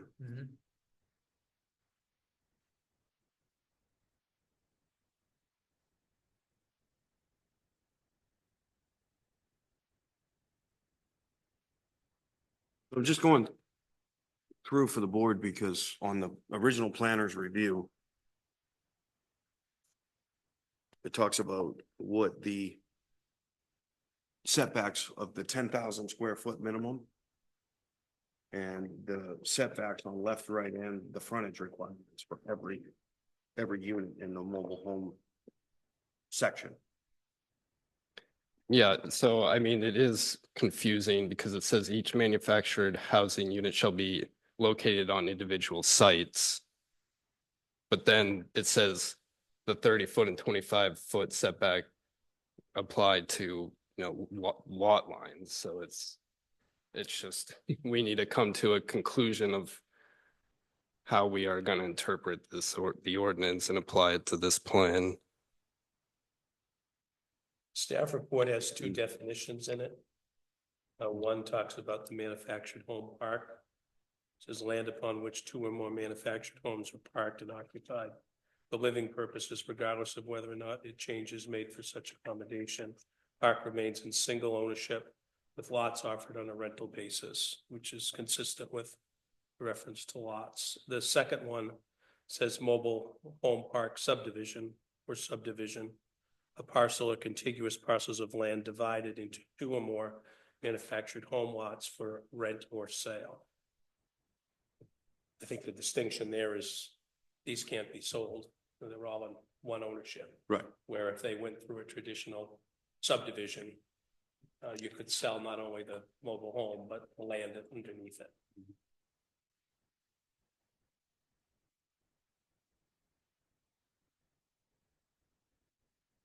I think under, when you look in, what she was citing off of was section 350, section or paragraph C.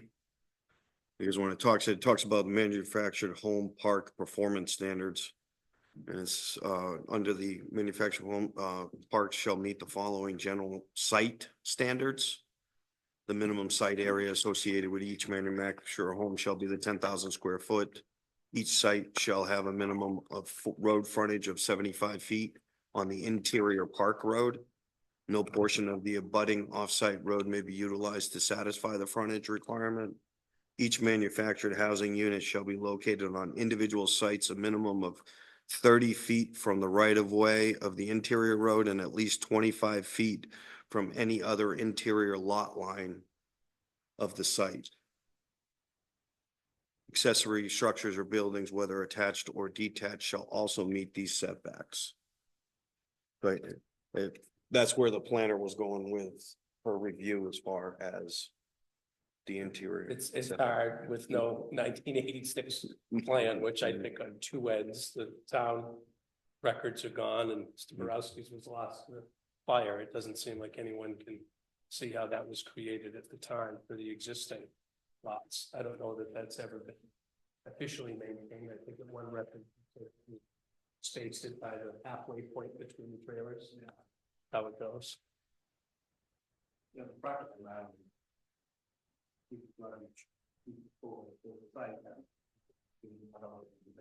And then it turns out, every one is well in excess of 10,000 feet, and every one has this permit. Maybe the thing to do is just put the setbacks in there.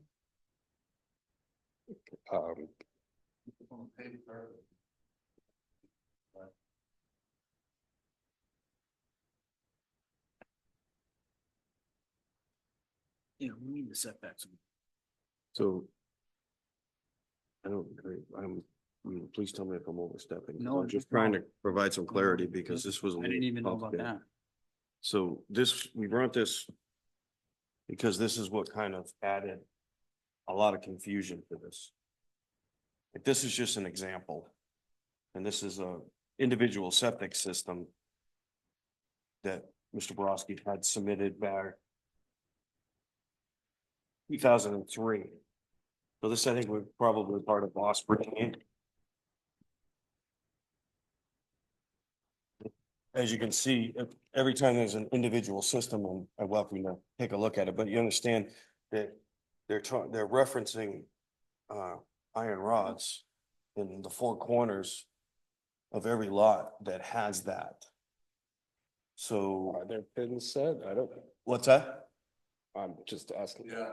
I don't know that there are any pins set, but the plan shows them. I guess there's. Well, I guess the concern that was raised by the planner in the totality of this and understanding is if we go off of just a generalization of where that 10,000 square foot is, there's a big risk of overlapping leach fields and septic systems if they're not. Can I ask that? Sure. If the concern is the septic, which is a valid one, Mhm. if there was a condition that they had to provide a specific design approval by the DES for that particular site, would that matter? Because if the other things that have been there for 20 years, if their setbacks are off and they haven't moved, or they don't move around, they've been like that for 20 years, you got a prior non-conforming issue, maybe. I don't know. I've never been out to the site other than driving by the front of it. But would it matter in terms of the setback? Clearly, the septic matters. And if there's a problem with all of those independent ones, they shouldn't be able to get an approval for this additional one. I would say that the concern that was raised during conversations about that would be, if you look at all of these individual ones, the state is only requiring that they submit a four-corner, 10,000 square foot diagram of the leach field and the test pit. But collectively, this new proposed lot is right in the middle of 19 other ones. And when the state, if the plans are submitted in this manner, the state is not looking at this globally. They're only looking at one lot.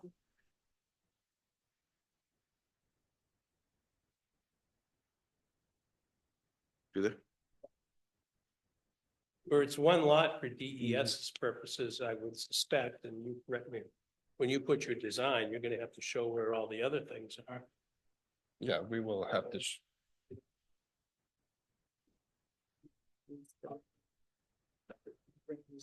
And the other slides,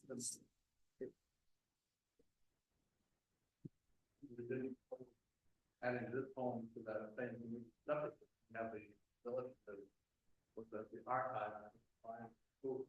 Mhm.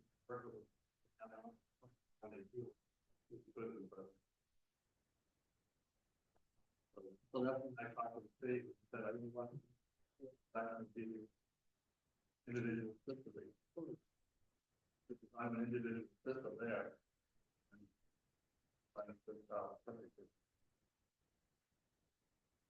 So let's think about what we need to form.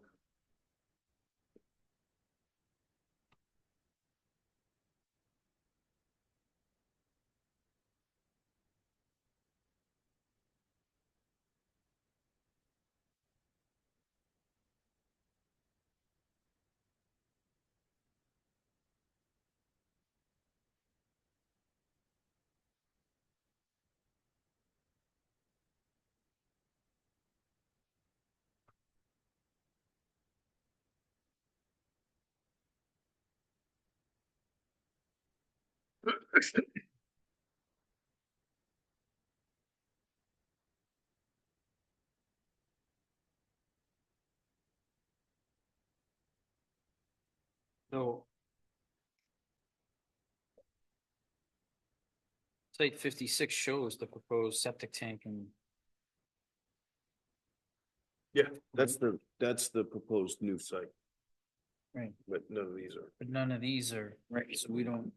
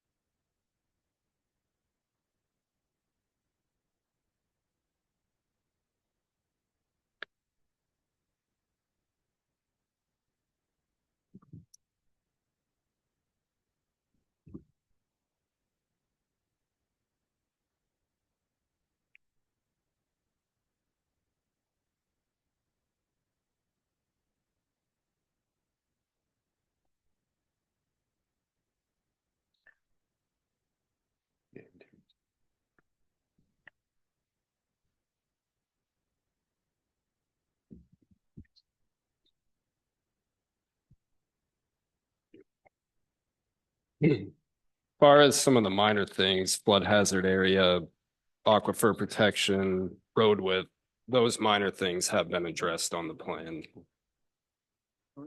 Is there an individual septic over where the travel trailer is?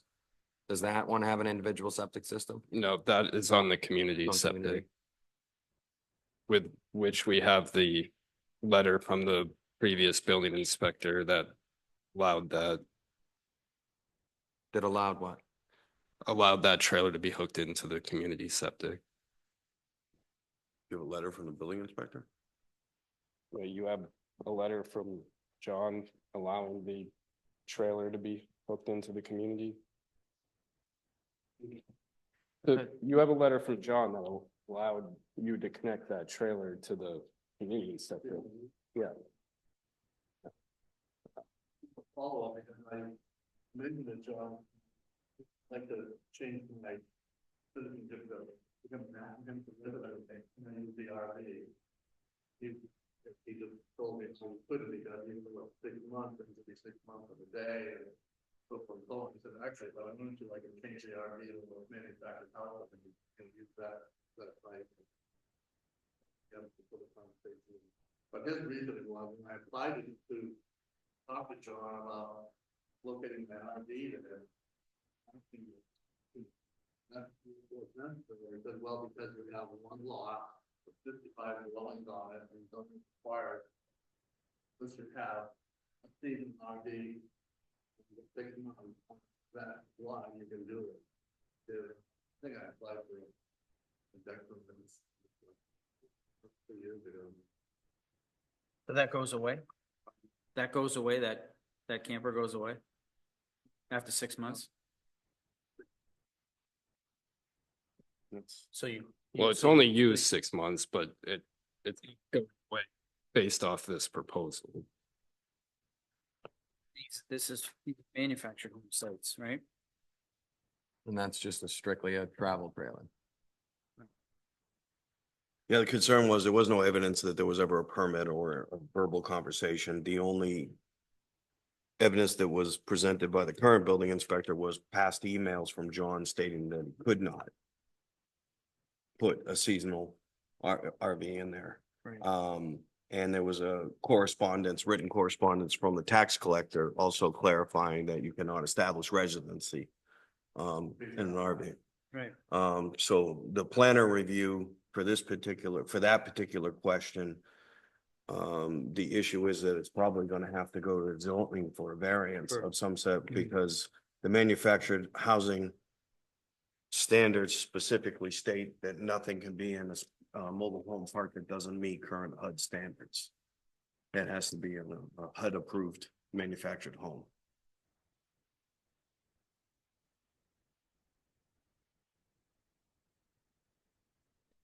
It's right here, yeah, Yeah. section 350. So. yeah.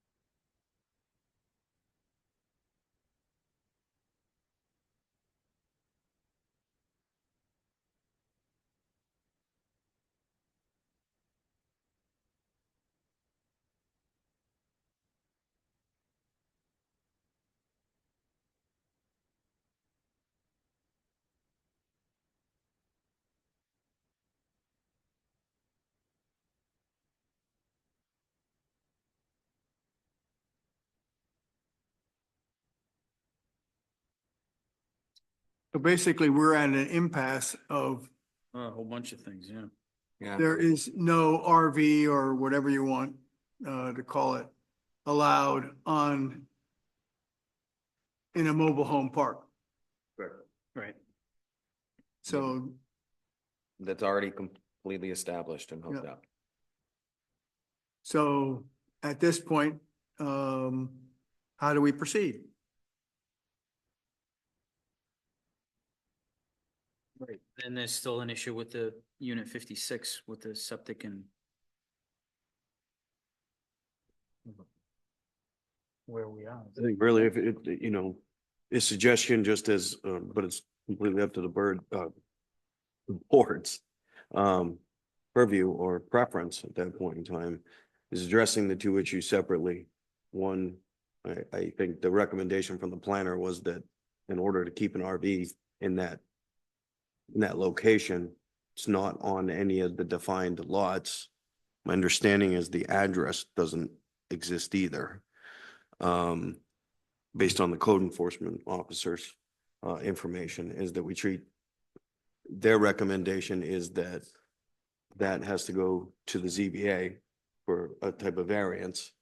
That one particular issue, and then addressing the separate issue of this new lot being created, what the board would like to see on the plans in regards to what the planner is citing in her planner review for. Her feeling is that the areas in our zoning regulations under mobile home park, that those 10,000 square foot areas are to be are to be defined, and that each 10,000 square foot, her interpretation of the zoning ordinance and in agreement with the code enforcement officer is that those 10,000 square foot areas are supposed to have the requirements of the 75 feet of frontage, the 35 feet from the interior roadway, and the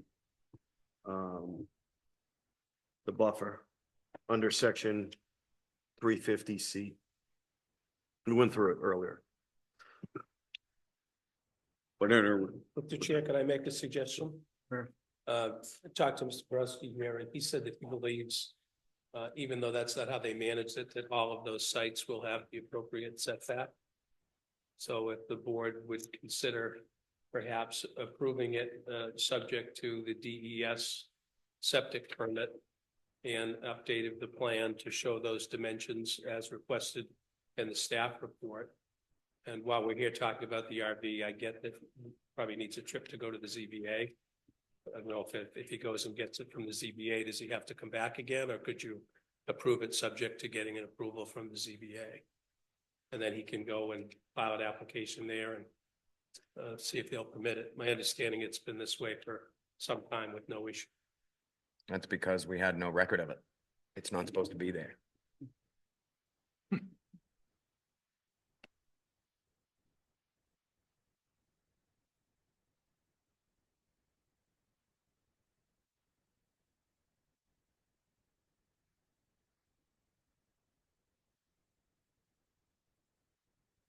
Up to the board. They're not What do you guys want to do? Do you? Yeah, I have a question. You have more? Go ahead. Well, I have one thing, I mean, with approving it without having the setbacks. There is a list here of potential items that the planner was trying to determine as to whether or not there might be other variances needed. One of the things that I recall in conversation with her was the setback of the new trailer, for example.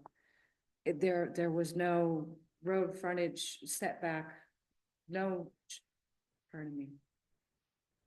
There was no indication on the plan of a 30-foot setback. The only way that she was able to figure it out was to measure it. And she said, based on her measurements, it looked short. So without those delineations, it's kind of hard to determine whether or not there might be other issues that are with the property. I don't.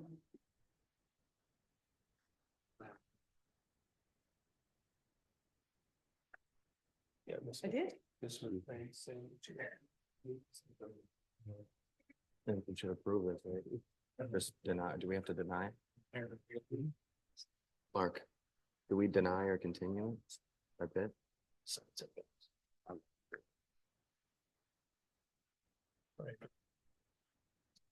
Did that make To go. that all sense or did it use this? No, it didn't. No, it didn't.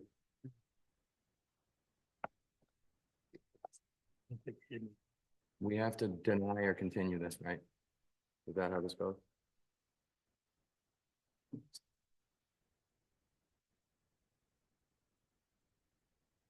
Deny or continue this? We can't continue it. Well, my advice is to probably continue it before we deny it. I would probably continue it, get the setbacks in. You know what I mean? She's right. We'd be opening ourselves up to a whole headache. Talked about ZBA before. You guys know. The first meeting.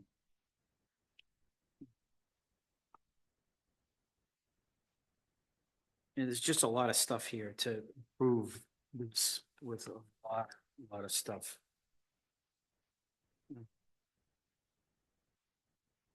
You know, you guys, you didn't even submit any waivers.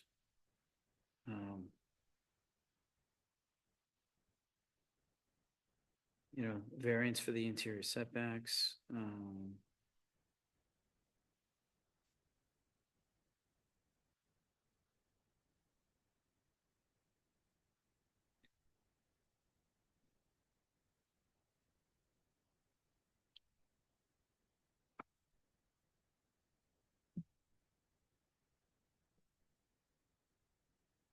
If we're I gonna, just think you guys have a lot more work to do. If- you if we're know, go- if we're than- gonna than what's, you know, especially on the survey side, you know, as far as you're proposing septic systems to put here, you don't know where the other ones are. You don't, I think if it was community for everything, it would be a much easier to do this as far as the lots go, but you have all these individual septic tanks, you got a camper on the lot, which, again, you want to make it year round, but what's the address? You know, how is it, how can it be a permanent address? It's got, it's not, and it doesn't follow any of the manufactured, the rules for manufactured homes, so,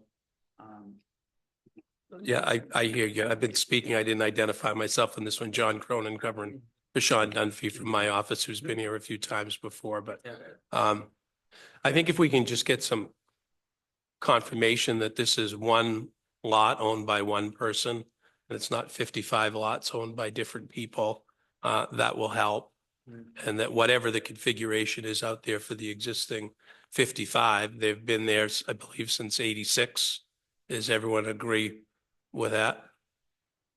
I mean, I don't personally know. You're telling me. Look, I'm just asking him. Mr. Borowski's telling me.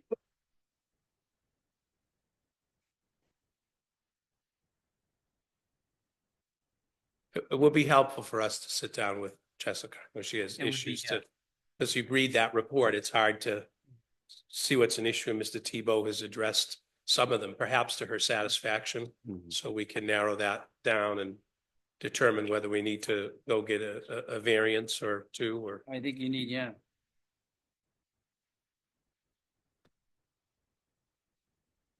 Up to the board, but I would say that it's pretty definitive that a variance is required Yeah. for the RV. Definitely for the RV and, yep. just, I think the only thing that we probably wouldn't address is the septic. Typically, you get your approval and then you go to DES, and most of the planning board approvals are conditional on getting state approvals, which they would do. And of course, they would have to, DES would have to know if it's one lot, what all of those other structures are out there, and evaluate them and make sure that there's ample room for this. I'm assuming if 55 is allowed based on the number of acreage there, 56 is not a significant additional burden, but that's for DES to determine. I think there's one other item that Jessica had identified earlier too, around the special flood hazard area and aquifer protection overlay district, or the shoreline protection. It can't be located in, at least in the. It's right on the first page, closest to Mary Meeting River.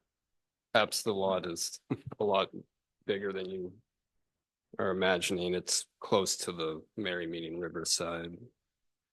On the first page? Yep.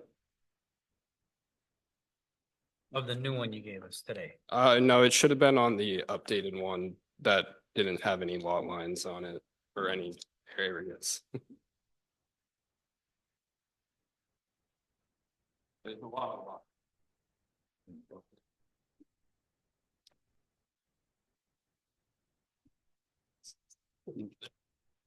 It's on the second. Ultimately, wouldn't there have been normally an as-built after each of those septic systems was put in? That there would be some knowledge of where they were located? But typically, there would be a plan in 86 that part of the approval with a note on it that required either a DES approval or some plan showing it. Yeah. I would assume was presented in 86 or this. Well, I don't know what the dates of the individual septics were. I think he just said one of them was 2003. Yeah. That was when he applied for it was 2003. Yeah, they're 35. put in 86 to 89, and the construction stopped at 89. And came back at the late 90s, and then decided that rather than connecting the last 20 to the master system, they had, in the interim, had, the state had approved smaller systems, Presby's, and viral tubes, things like that. It made more sense to put in separate systems for the last 20 for a number of reasons. You could locate where the problem, who caused the problem, so forth and so on. So first 35 were on the master system, the last 20 individual. So all those, so that stack of 19 would all have 2003 date on them? I don't know the dates of every single one of them, but they're range. I don't think they're all in 03, but they're close to that. But like, I think Osprey Lane was one of the last parts of that addition to the park. So, and I think, one of the things like Attorney Cronin had mentioned, he talked to the board about, it's one lot owned by one person. And I guess that's where some of the conflict was coming in with the planner, and the discussions that I had with her before she went out was that's one concept of one owner, one thing, but when these systems were being all submitted, they were being submitted as individual lots with 4 corners. So to say, I guess the concern is to say, if it's approved contingent upon a DES approval, well, that approval she was concerned about needs to be based on the entire lot, not 4 corners of 10,000 square feet with another one, because DES is not being provided with the full lot loading. We did a. They are provided with the whole lot loading. For each individual system, I'm sure somewhere on there, there's an overall lot loading. That's, again, it's based on the whole parent parcel, which equates to 460 something bedrooms, about 69,000 gallons per day. So That's all the individual ones? the whole Or is lot, that the? but the Capacity. That's the master one? capacity. For the whole lot, the whole lot's capability could be up to 400 something bedrooms or 69,000 gallons per day. Okay. I think the existing use, so 55 trailers at 2 bedrooms at 300 gallons per day, so far below that. We're utilizing 20%. Capacity. And is that based on total square acreage? Acreage and soil. Yeah. But So, and there's deducting no what- subtraction of the wetlands, it's all by. Subtraction of the wetlands and the well radiuses.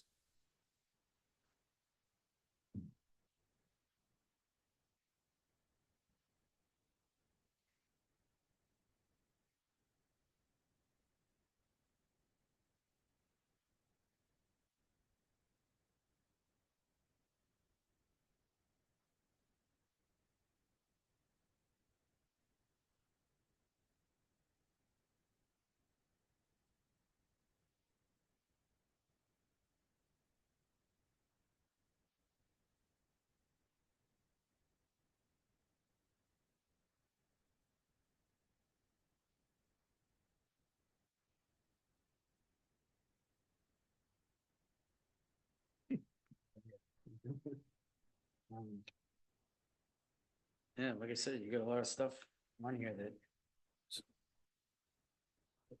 just isn't done.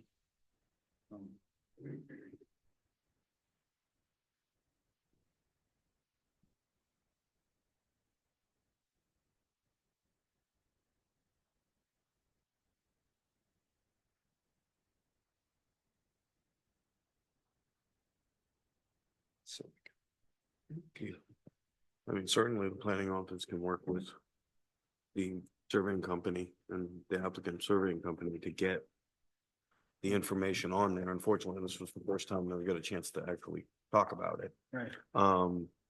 And then obviously, my impression from the planner, and I hate having to be the the middle person, but at the same time, I want to make sure I try to express and clearly state her concerns moving forward, because I'll only be here for tonight.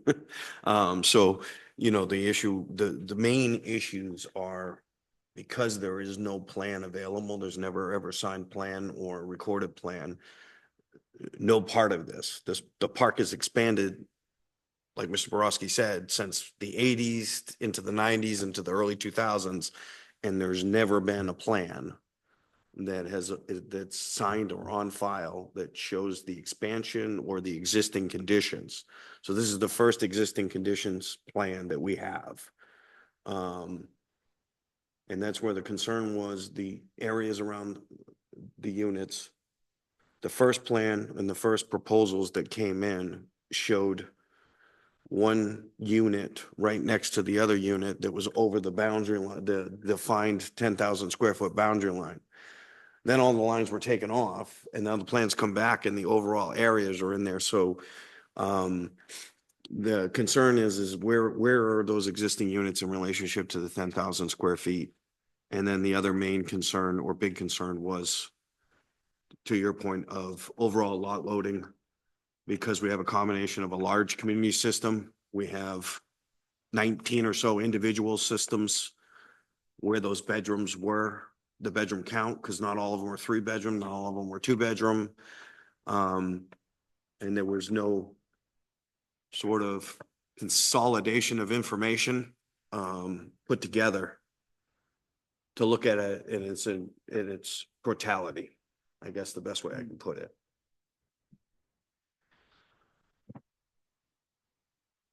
The original plan in 1986 had the lot loading done on it. That's where the 461 bedroom came about. And I don't know what happened. The town had a copy of it. The town had a large copy, and for some reason it couldn't be located. And that's the one that we worked with State Archive in order to reproduce. And that was the one that was presented on down. And that basically just showed lot line. And the lot lines were there just in order to compute what the septic loading of those 55 units were. They weren't, you know, lots per se that you were writing deeds on and transferring ownership to. Yeah, I don't think there was any question about whether or not there were lots of record or something that could be real property that could be transferred. But to your point, I guess that's where the concern came in is that those lines were delineated for those individual septic loading. And the new lot took area away from those 3 surrounding lots. Yeah, I think we understand your concern, although I'm sure Mr. Brock would say I prefer to have conditional approval tonight, as Mr. Bonapane said. Much rather have a continuance than a denial, so we can get you what you need. I mean, big picture, you've got 55 that have been there for a long time, and 1 RV, which maybe shouldn't have been there, but has been. And we're looking for 1 more, and it appears that there's more than ample loading capacity and ample land to do it, but if you continue it, we'll work with Mr. Brodsky and Mr. Tebow to try and get you what you need and make the planner happy. Okay. All right, great. All right, we'll continue to next month. All right, thank you. We could do, we'll reach out, connect, to sit down and talk about, I already got an email from Paul stating that he wanted to It's okay. catch up and Yep. So are we continuing? figure out Gotta do what you wanna do. We'll get a plan that has everything inclusive on it that we're looking for.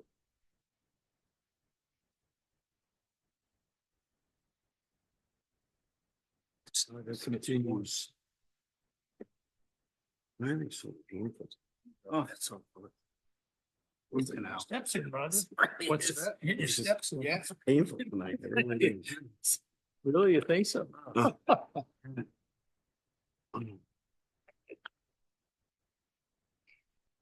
Glad this isn't. This is why. Full time. Want to do this all the time? Oh, Sorry. It's hurting. It's not. Thanks. Thanks. Just. It's just crazy. Right. So what we're gonna do is, basically that gave us the opportunity. Two more to go. And get your hair cut out so that we could have the conversation and the dialogue get better. So that's what we're at, right? That gets sticking in. And we're gonna tell them. All right.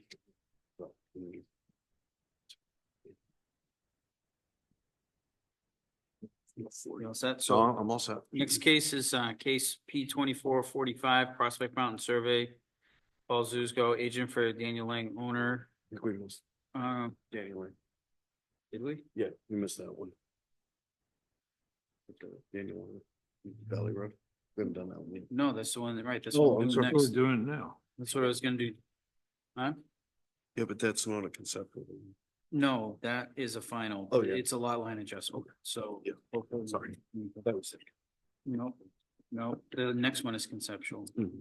So, agent for Daniel Lang, owner, subdivide lot 15.64 acres into two total lots. Current lot 10.46 and one lot 5.18.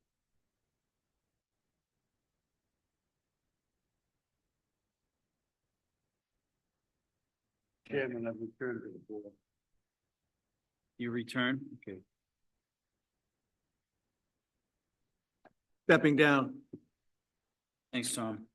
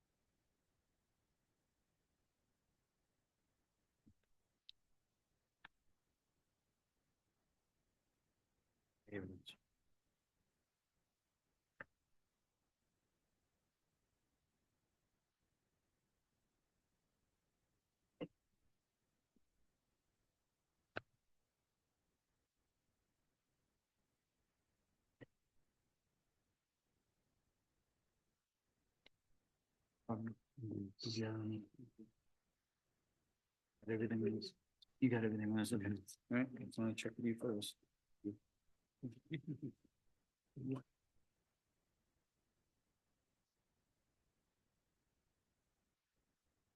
That's the only livable part.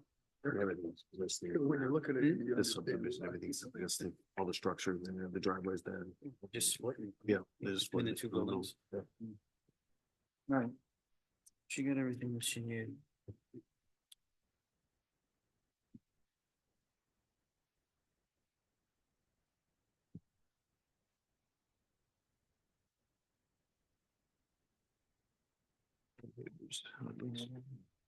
No, he requested them. Summarized. For wetlands. Oh, okay.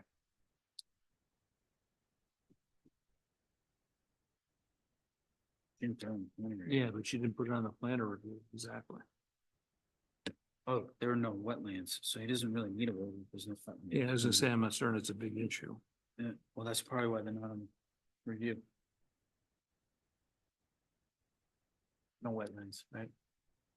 Sorry? There's no wetlands, right? No. Okay. So he doesn't need a wetland. Why did he put it in for a request? Better be safe than I sorry. guess, all right.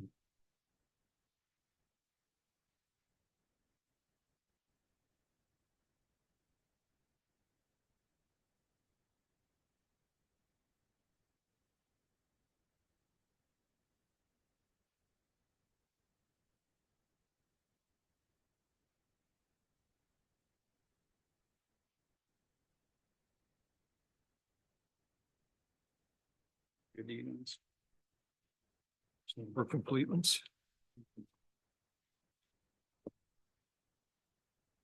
Make a motion that we accept the application for completeness, case P 2445.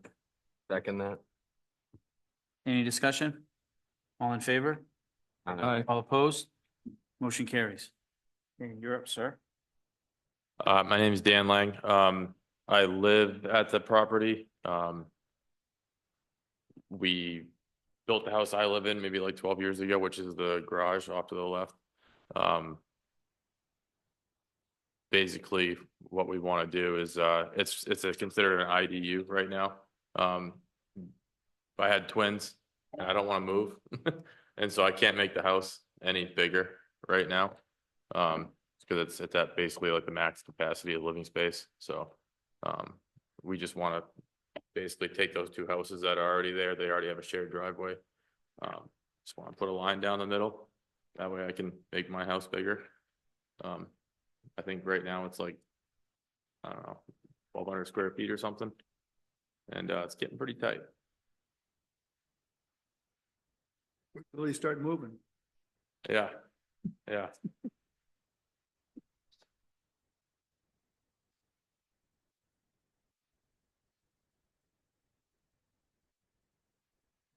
And the other building is, it's an existing garage with an apartment?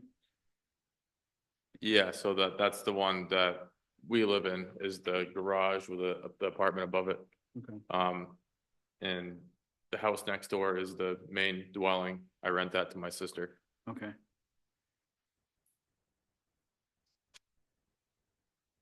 And the driveway will be shared? Why is it you can't make the place bigger? Because it's like an in-law apartment off of the main house.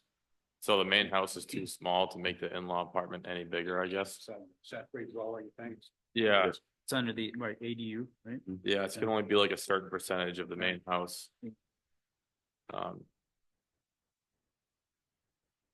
Yeah. Kids are getting a Christmas tree outside this year.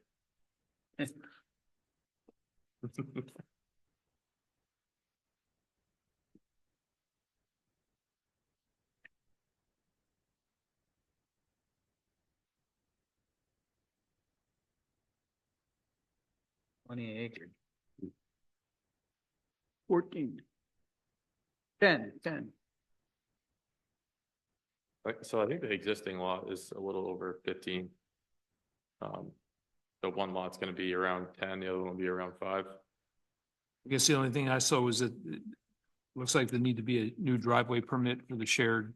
We did that. You did? Yep.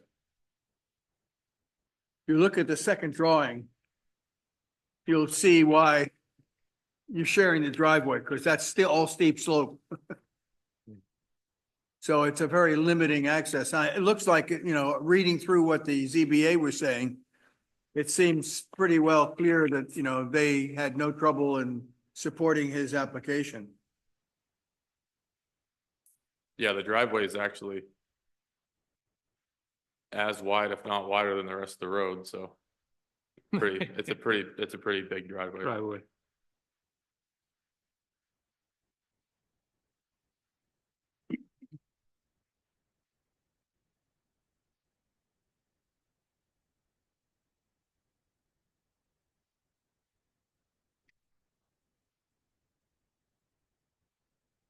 I'm just looking from the highway department. As of November 5th, they said that there hadn't been a driveway permit filed.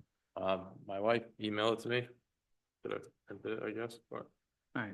You can make that I do. condition precedent. I do have it. Okay. You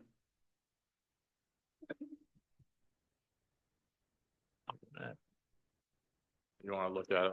Okay. It is, I do have it. Sorry, but.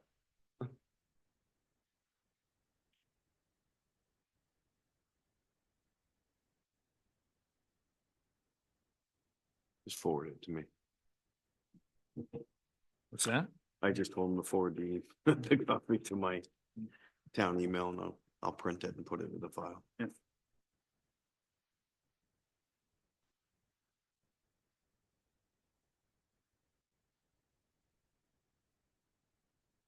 I guess I'll make a motion. That'd be great, though.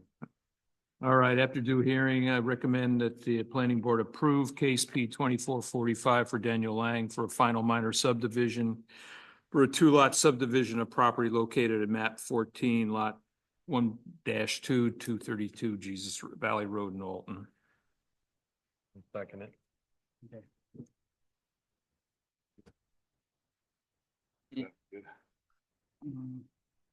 I didn't do. You want me to rescind the motion? And pause it. I'll pause my motion. Anything from the public? That was easy. I'll close public. I would like to add to that conditions precedent with the driveway permit, just added to that. And any further discussion? All in favor? Aye. All opposed? Motion carries.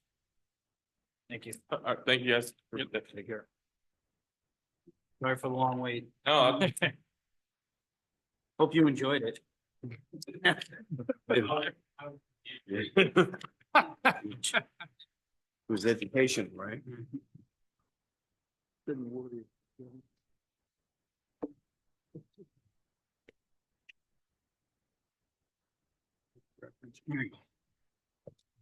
Getting close.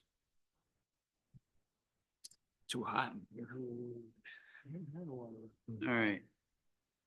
Next one. Conceptual consultation, case P 24-46, Jones and Beach Engineers, Brad Jones, agent for Outlook Properties LLC, to construct a self-storage facility consisting of 56 20 by 48 storage buildings with on-site well and septic.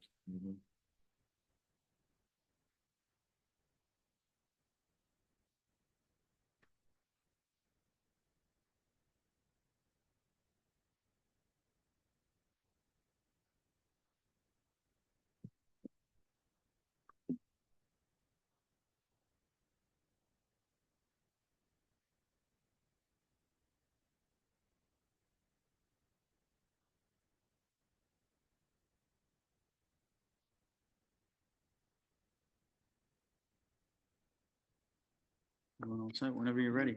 Great. Yeah. Yes, I'm Brad Jones. I'm with Jones Beach Engineers, and I'm here tonight for a site plan, conceptual plan, and it's 436 Suncook Valley Road. And this property is located just east of the New Hampshire Co-op, up on Route 28.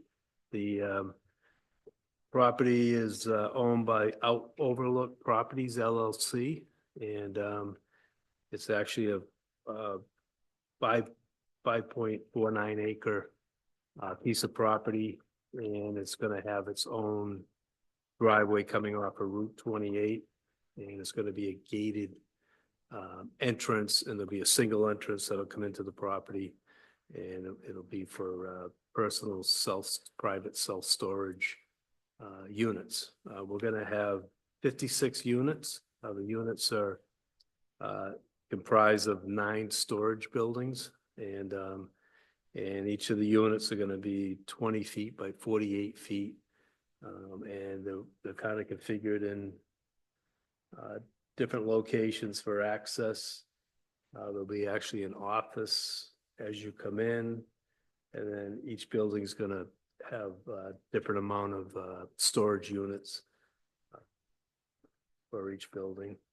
Each one will have sewer and septic and water, and each one will have a bathroom and which will have like a sink and a toilet for each unit, and the office will have the same.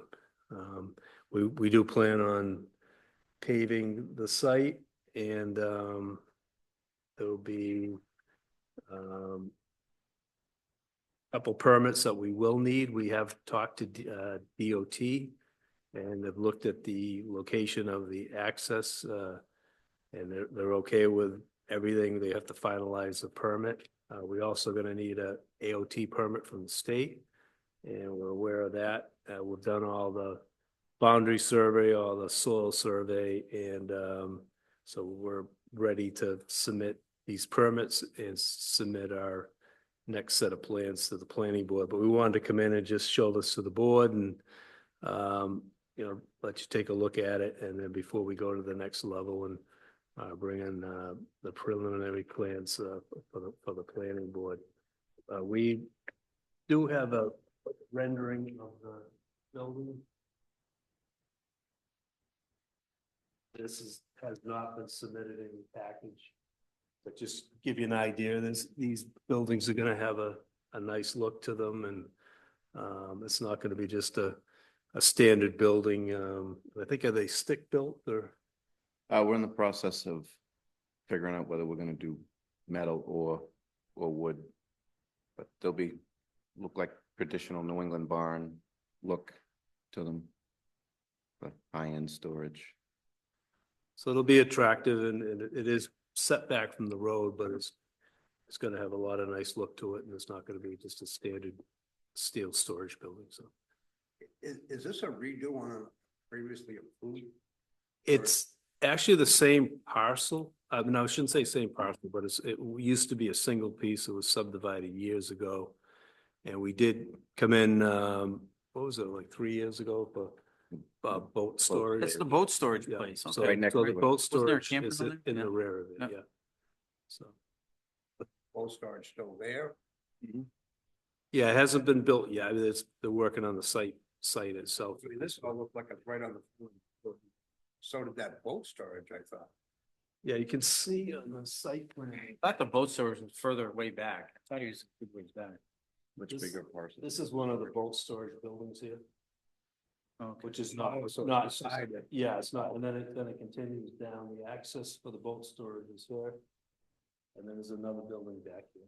It is- The boat storage itself has two buildings. Brad, what will be the size of the units within those 9 buildings? I mean, are they designed for work? Boat work or vans or, there's a bunch of those ones as you go over to Elacoya, the huge Sure. ones.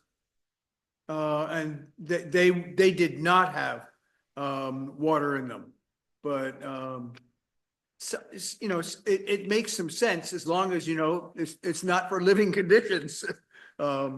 If you're working on vehicles or, some other thing, I mean, is building a boat, who knows, but I mean, is that the sort of thing we're looking at? Yeah, actually, the name of the entity is New England Luxury Collectibles. So it would be for somebody that had a collector car, that type of thing that, maybe was from out of state or whatever it was and it wanted a place to be and they would be heated. And so it'd be kind of an upclassed storage unit, with heat in a small bathroom. Yep. Facilities, yeah. And these would all be 20 by 48 in size? At this point, that's the dimensions and So each they're one pretty would be big units, identical. Yeah. yeah. You'd like that space. Wouldn't. How far back from the road is it? The 35-foot setback is Okay. shown right here. So Okay. we're about 90 feet for the first building. Where's the septic and leach fields? The well is planned right here. The leach field is actually gonna go back in here in the parking lot. And I will say that when we come in for the next time we visit the planning board, you may see a little less buildings. We're trying to rearrange things a little bit and but at this point, I mean, this is the concept we have, but if anything, we may try to reduce this a little bit and just get a little more room for the leach field itself, so. And how high were the buildings in terms of physical, did it look? The height of the, They're gonna have 14-foot doors.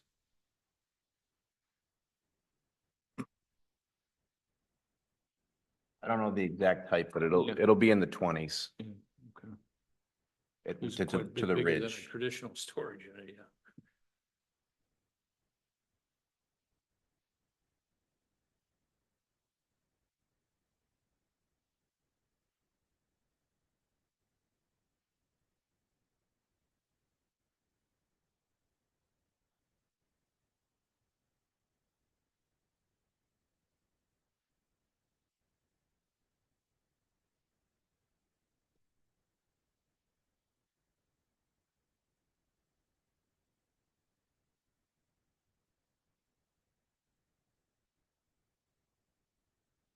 To be rented, right? Not sold as condos, right? We're probably gonna look to sell them. To sell them. Yeah. And then it'll be an association that Yep. maintains the property? Yes. Okay. And it will be gated and key cards, so there'll be Secure. it'll really be, so the owners are the only ones that can kind of get in and out of there, but the security. You know, I don't know for sure, but I would guess, you know, if we read through the zoning bylaws, there's probably something about condos, even Yeah. though they're implied for housing, that probably applies to this. But I don't know for sure. It's so new, that concept. Yeah, I mean, we did read through the regulation. It looked like it was an allowed use, to sell. I don't know if it's actually, Well, I'm sure the use is allowed. I'm thinking density. oh, density, yep. We even have condo docks, so I mean, anything's possible to condoize. Right, but there must be some level of density or something applied to it if you're gonna have, you know, something like this, it looks like. How many we get? 6, 12, you probably get 12 units of building, you get. Like 10 buildings, you got 120 people buying condos in that space. There's gotta be something. some sort Well, it's of- 56 altogether, so. Oh, it's 56. Yeah, and like I say, when we come in, it may be a few less units, if anything, so even if it was, 50 units, the disturbance of the property were a little less than 50% at this point, so we're maintaining the rest of the property, so. Like I say, I don't know, it's probably worth a read. Sure, absolutely. And the build out, is it intended to be in one phase or is it to be? No, I think we're gonna do a couple of phases.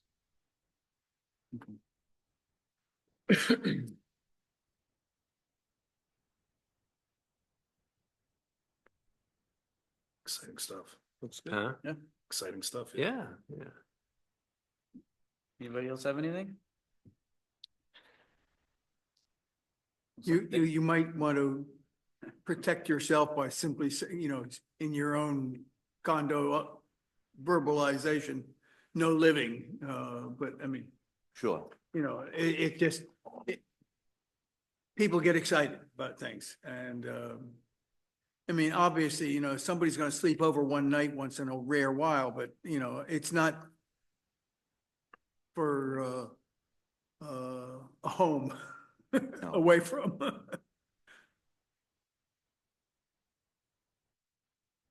right, any other questions? All right, all set. Thank you very much. Yeah, thank you for your time. We'll be back with a whole set of plans.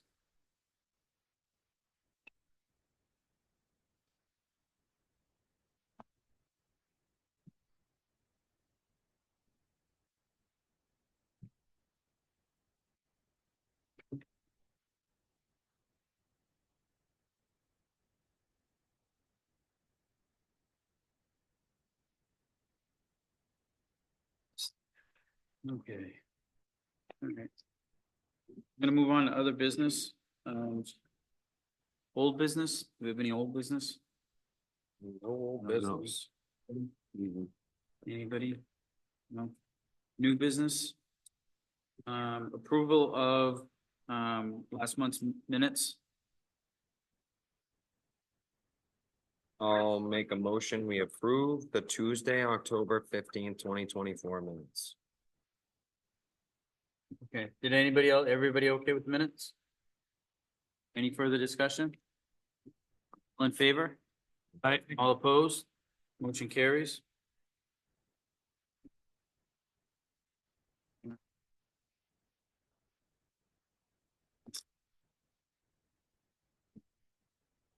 Do we have any correspondence or? Haven't seen. I'm looking at you, Robin. Okay, so there's nothing else, applications or anything? Okay. I'll make a motion that we adjourn. Whoa, one more business. Business to come before, Discussion of case packet. You beat me to it. uh, discussion about case packets. I was gonna say, that's probably Robin. Is that you that did that? Well, it was something that Jessica had me put on to discuss case package with the board. And tonight was a pretty good example of, I guess what I want to ask is, do you as board members, do you hang on to the prior packets? I do. So, because I'm trying to determine, how to talk. I'm trying to determine what I'm supposed to be, copying for you guys. Am I recopying every month? Or are you guys, as a board member, hanging on to the prior month, bringing it to the next month's meeting because it's an ongoing case? Are you hanging on to paperwork for ongoing cases? Well, so I do as a reference, but I don't bring it to use it as a review. I do count on the new paperwork because a lot of times things have changed. And the Right, only so- thing that, and I've been under the thought process of providing revised paperwork, not the original paperwork. Okay. So if you guys, and I'm sorry, I keep on saying you guys, if you board members are not bringing the prior items, and then, like, for example, this case that came forward and you didn't have any narrative or anything else because it had been in prior months and I didn't know to copy it. I guess I'm trying to figure out what the standard is. Do you want me to copy? Please bring, if, I can understand your plot. Somehow I think it would be like for next month, I'd bring this whole pile. no, Now I've got the new pile and I'm trying to sort between the new pile and the old pile, trying to find out which. I mean, a lot of the stuff is not gonna have anything to do with right. next And it month. can. So it's like Is there all of these, some all of these, information that we should look to keep? any open case. So, I mean, That like, means for you're gonna example, bring Cherry Valley is a huge case. Right. So But see, the thing is, I bring the whole pile, but now I've got a bunch of irrelevant information. you would want to get rid of the cases that you guys voted to either approve or deny. Say that again? You would dispose of any of those cases that are mixed in there that you guys as a board chose to. If Suncook came back, I'm not Suncook, but Cherry Valley came back, a lot of this information is irrelevant, has already been discussed to be, I mean, they already had, They changed. October 4th information, they already had new information, but that didn't get accepted, so I understand your plan, because it's a lot of friggin' paper and a lot of it's duplicated. So if there was like something that you could pinpoint, That I think, that's where I was hoping that, Jessica would be part of this conversation because she would, almost as though maybe we could get twofold, like the Hagen Bond stuff, like the engineer reports. That'd be something would be handy to go from month to month, because that probably wouldn't change, but all these maps and stuff, I mean, they can. I would think if I receive a revised set of plans that you guys don't have, you're obviously gonna get that. And then you would be able to say, hey, this older set, I got this new revision, this older set that I got in this stack, I could probably put it in the trash can because this isn't the latest version of the set. I can't take your packet back and go through it. You'd have to use your judgment as well. I'm gonna provide you new paperwork. If there's new paperwork from Ty and Bond, chances are the older paperwork is gonna be unnecessary and you would be able to see that. But you might want to reference back to a letter that one of the designers is working. Once the case is over, I save it. Is it a paper thing? Is it an issue just with making, printing out a lot of stuff? Or is it time, or is it? With the amount of cases that we've been having come in with zoning and planning, part of it is time. Okay. I'm making 10 packets for you guys. we didn't even hear Cherry Valley last month. And I know I remade 10 packets with a 40-page plan. And it's just, it is a lot of time consumption, whereas if you guys didn't even have to break into it last month, you could have just picked it up and brought it with you. But we weren't 100% sure if you would do that, so I had to remake all of them. And Even if you guys could send an email out, say, hey, these are the cases coming up, make sure you bring your stuff, okay, you know, like a reminder, you know, from Cherry Valley from last month. Not that they're gonna change the plans again, Would but it be helpful if we just took the whole package you gave us tonight and go 1 month at a time? So if, you know, don't throw this one away until after next month's. potentially, but it's like, you know, that Mr. Lang, his case got approved, so you wouldn't need to bring that Right. back. We'll throw that one out. We But don't for need me to, that. for me to carry stuff from with Roger a couple months ago and think that that's still relevant. Well, here's another idea. So I even leave Lang in there. I save the whole pack when I come in here next month. Take it, set it here, and then perhaps you would refer to this month's stuff. So, I mean, because we kind of got short space here. Yeah, it's To have space. all these things open, search, I mean, I get lost in my paperwork. Never mind having 2 months to dig through. But if I had it all here, you could just say, well, refer to last month, such and such, then I just turn around and I look for it there. So that might be, That could be a possible, that's an idea. yep, I like that. Because you know that you don't have to make it again, because I got it back here, you know. Right, if you guys want to bring your prior cases that are still open with you, and then that would be anything that needs to be referred, yeah, we can let you know that it's not in the most up to date, it's in October's. I mean, it's been applied to mine for years, but I see the waste, I see, you know, they come in this month and they come in next month, it's like, wow, all this paperwork and it's just reproduced. yeah, that's fine. Everyone okay with that? Yeah, let's try it. Yeah, you can try it out, see what happens. Thank you. Like to convert to the tablet. It's only point Not zero everybody zero zero computer zero savvy. one per thousand. I tried to get the board, they weren't in favor of it. Go for it. That's it. Oh yeah, I gotta, public, anybody have anything public? Okay, close public. Okay. So we just need a motion to adjourn. Mark had that. Oh, he did? I'd like to make a motion to adjourn.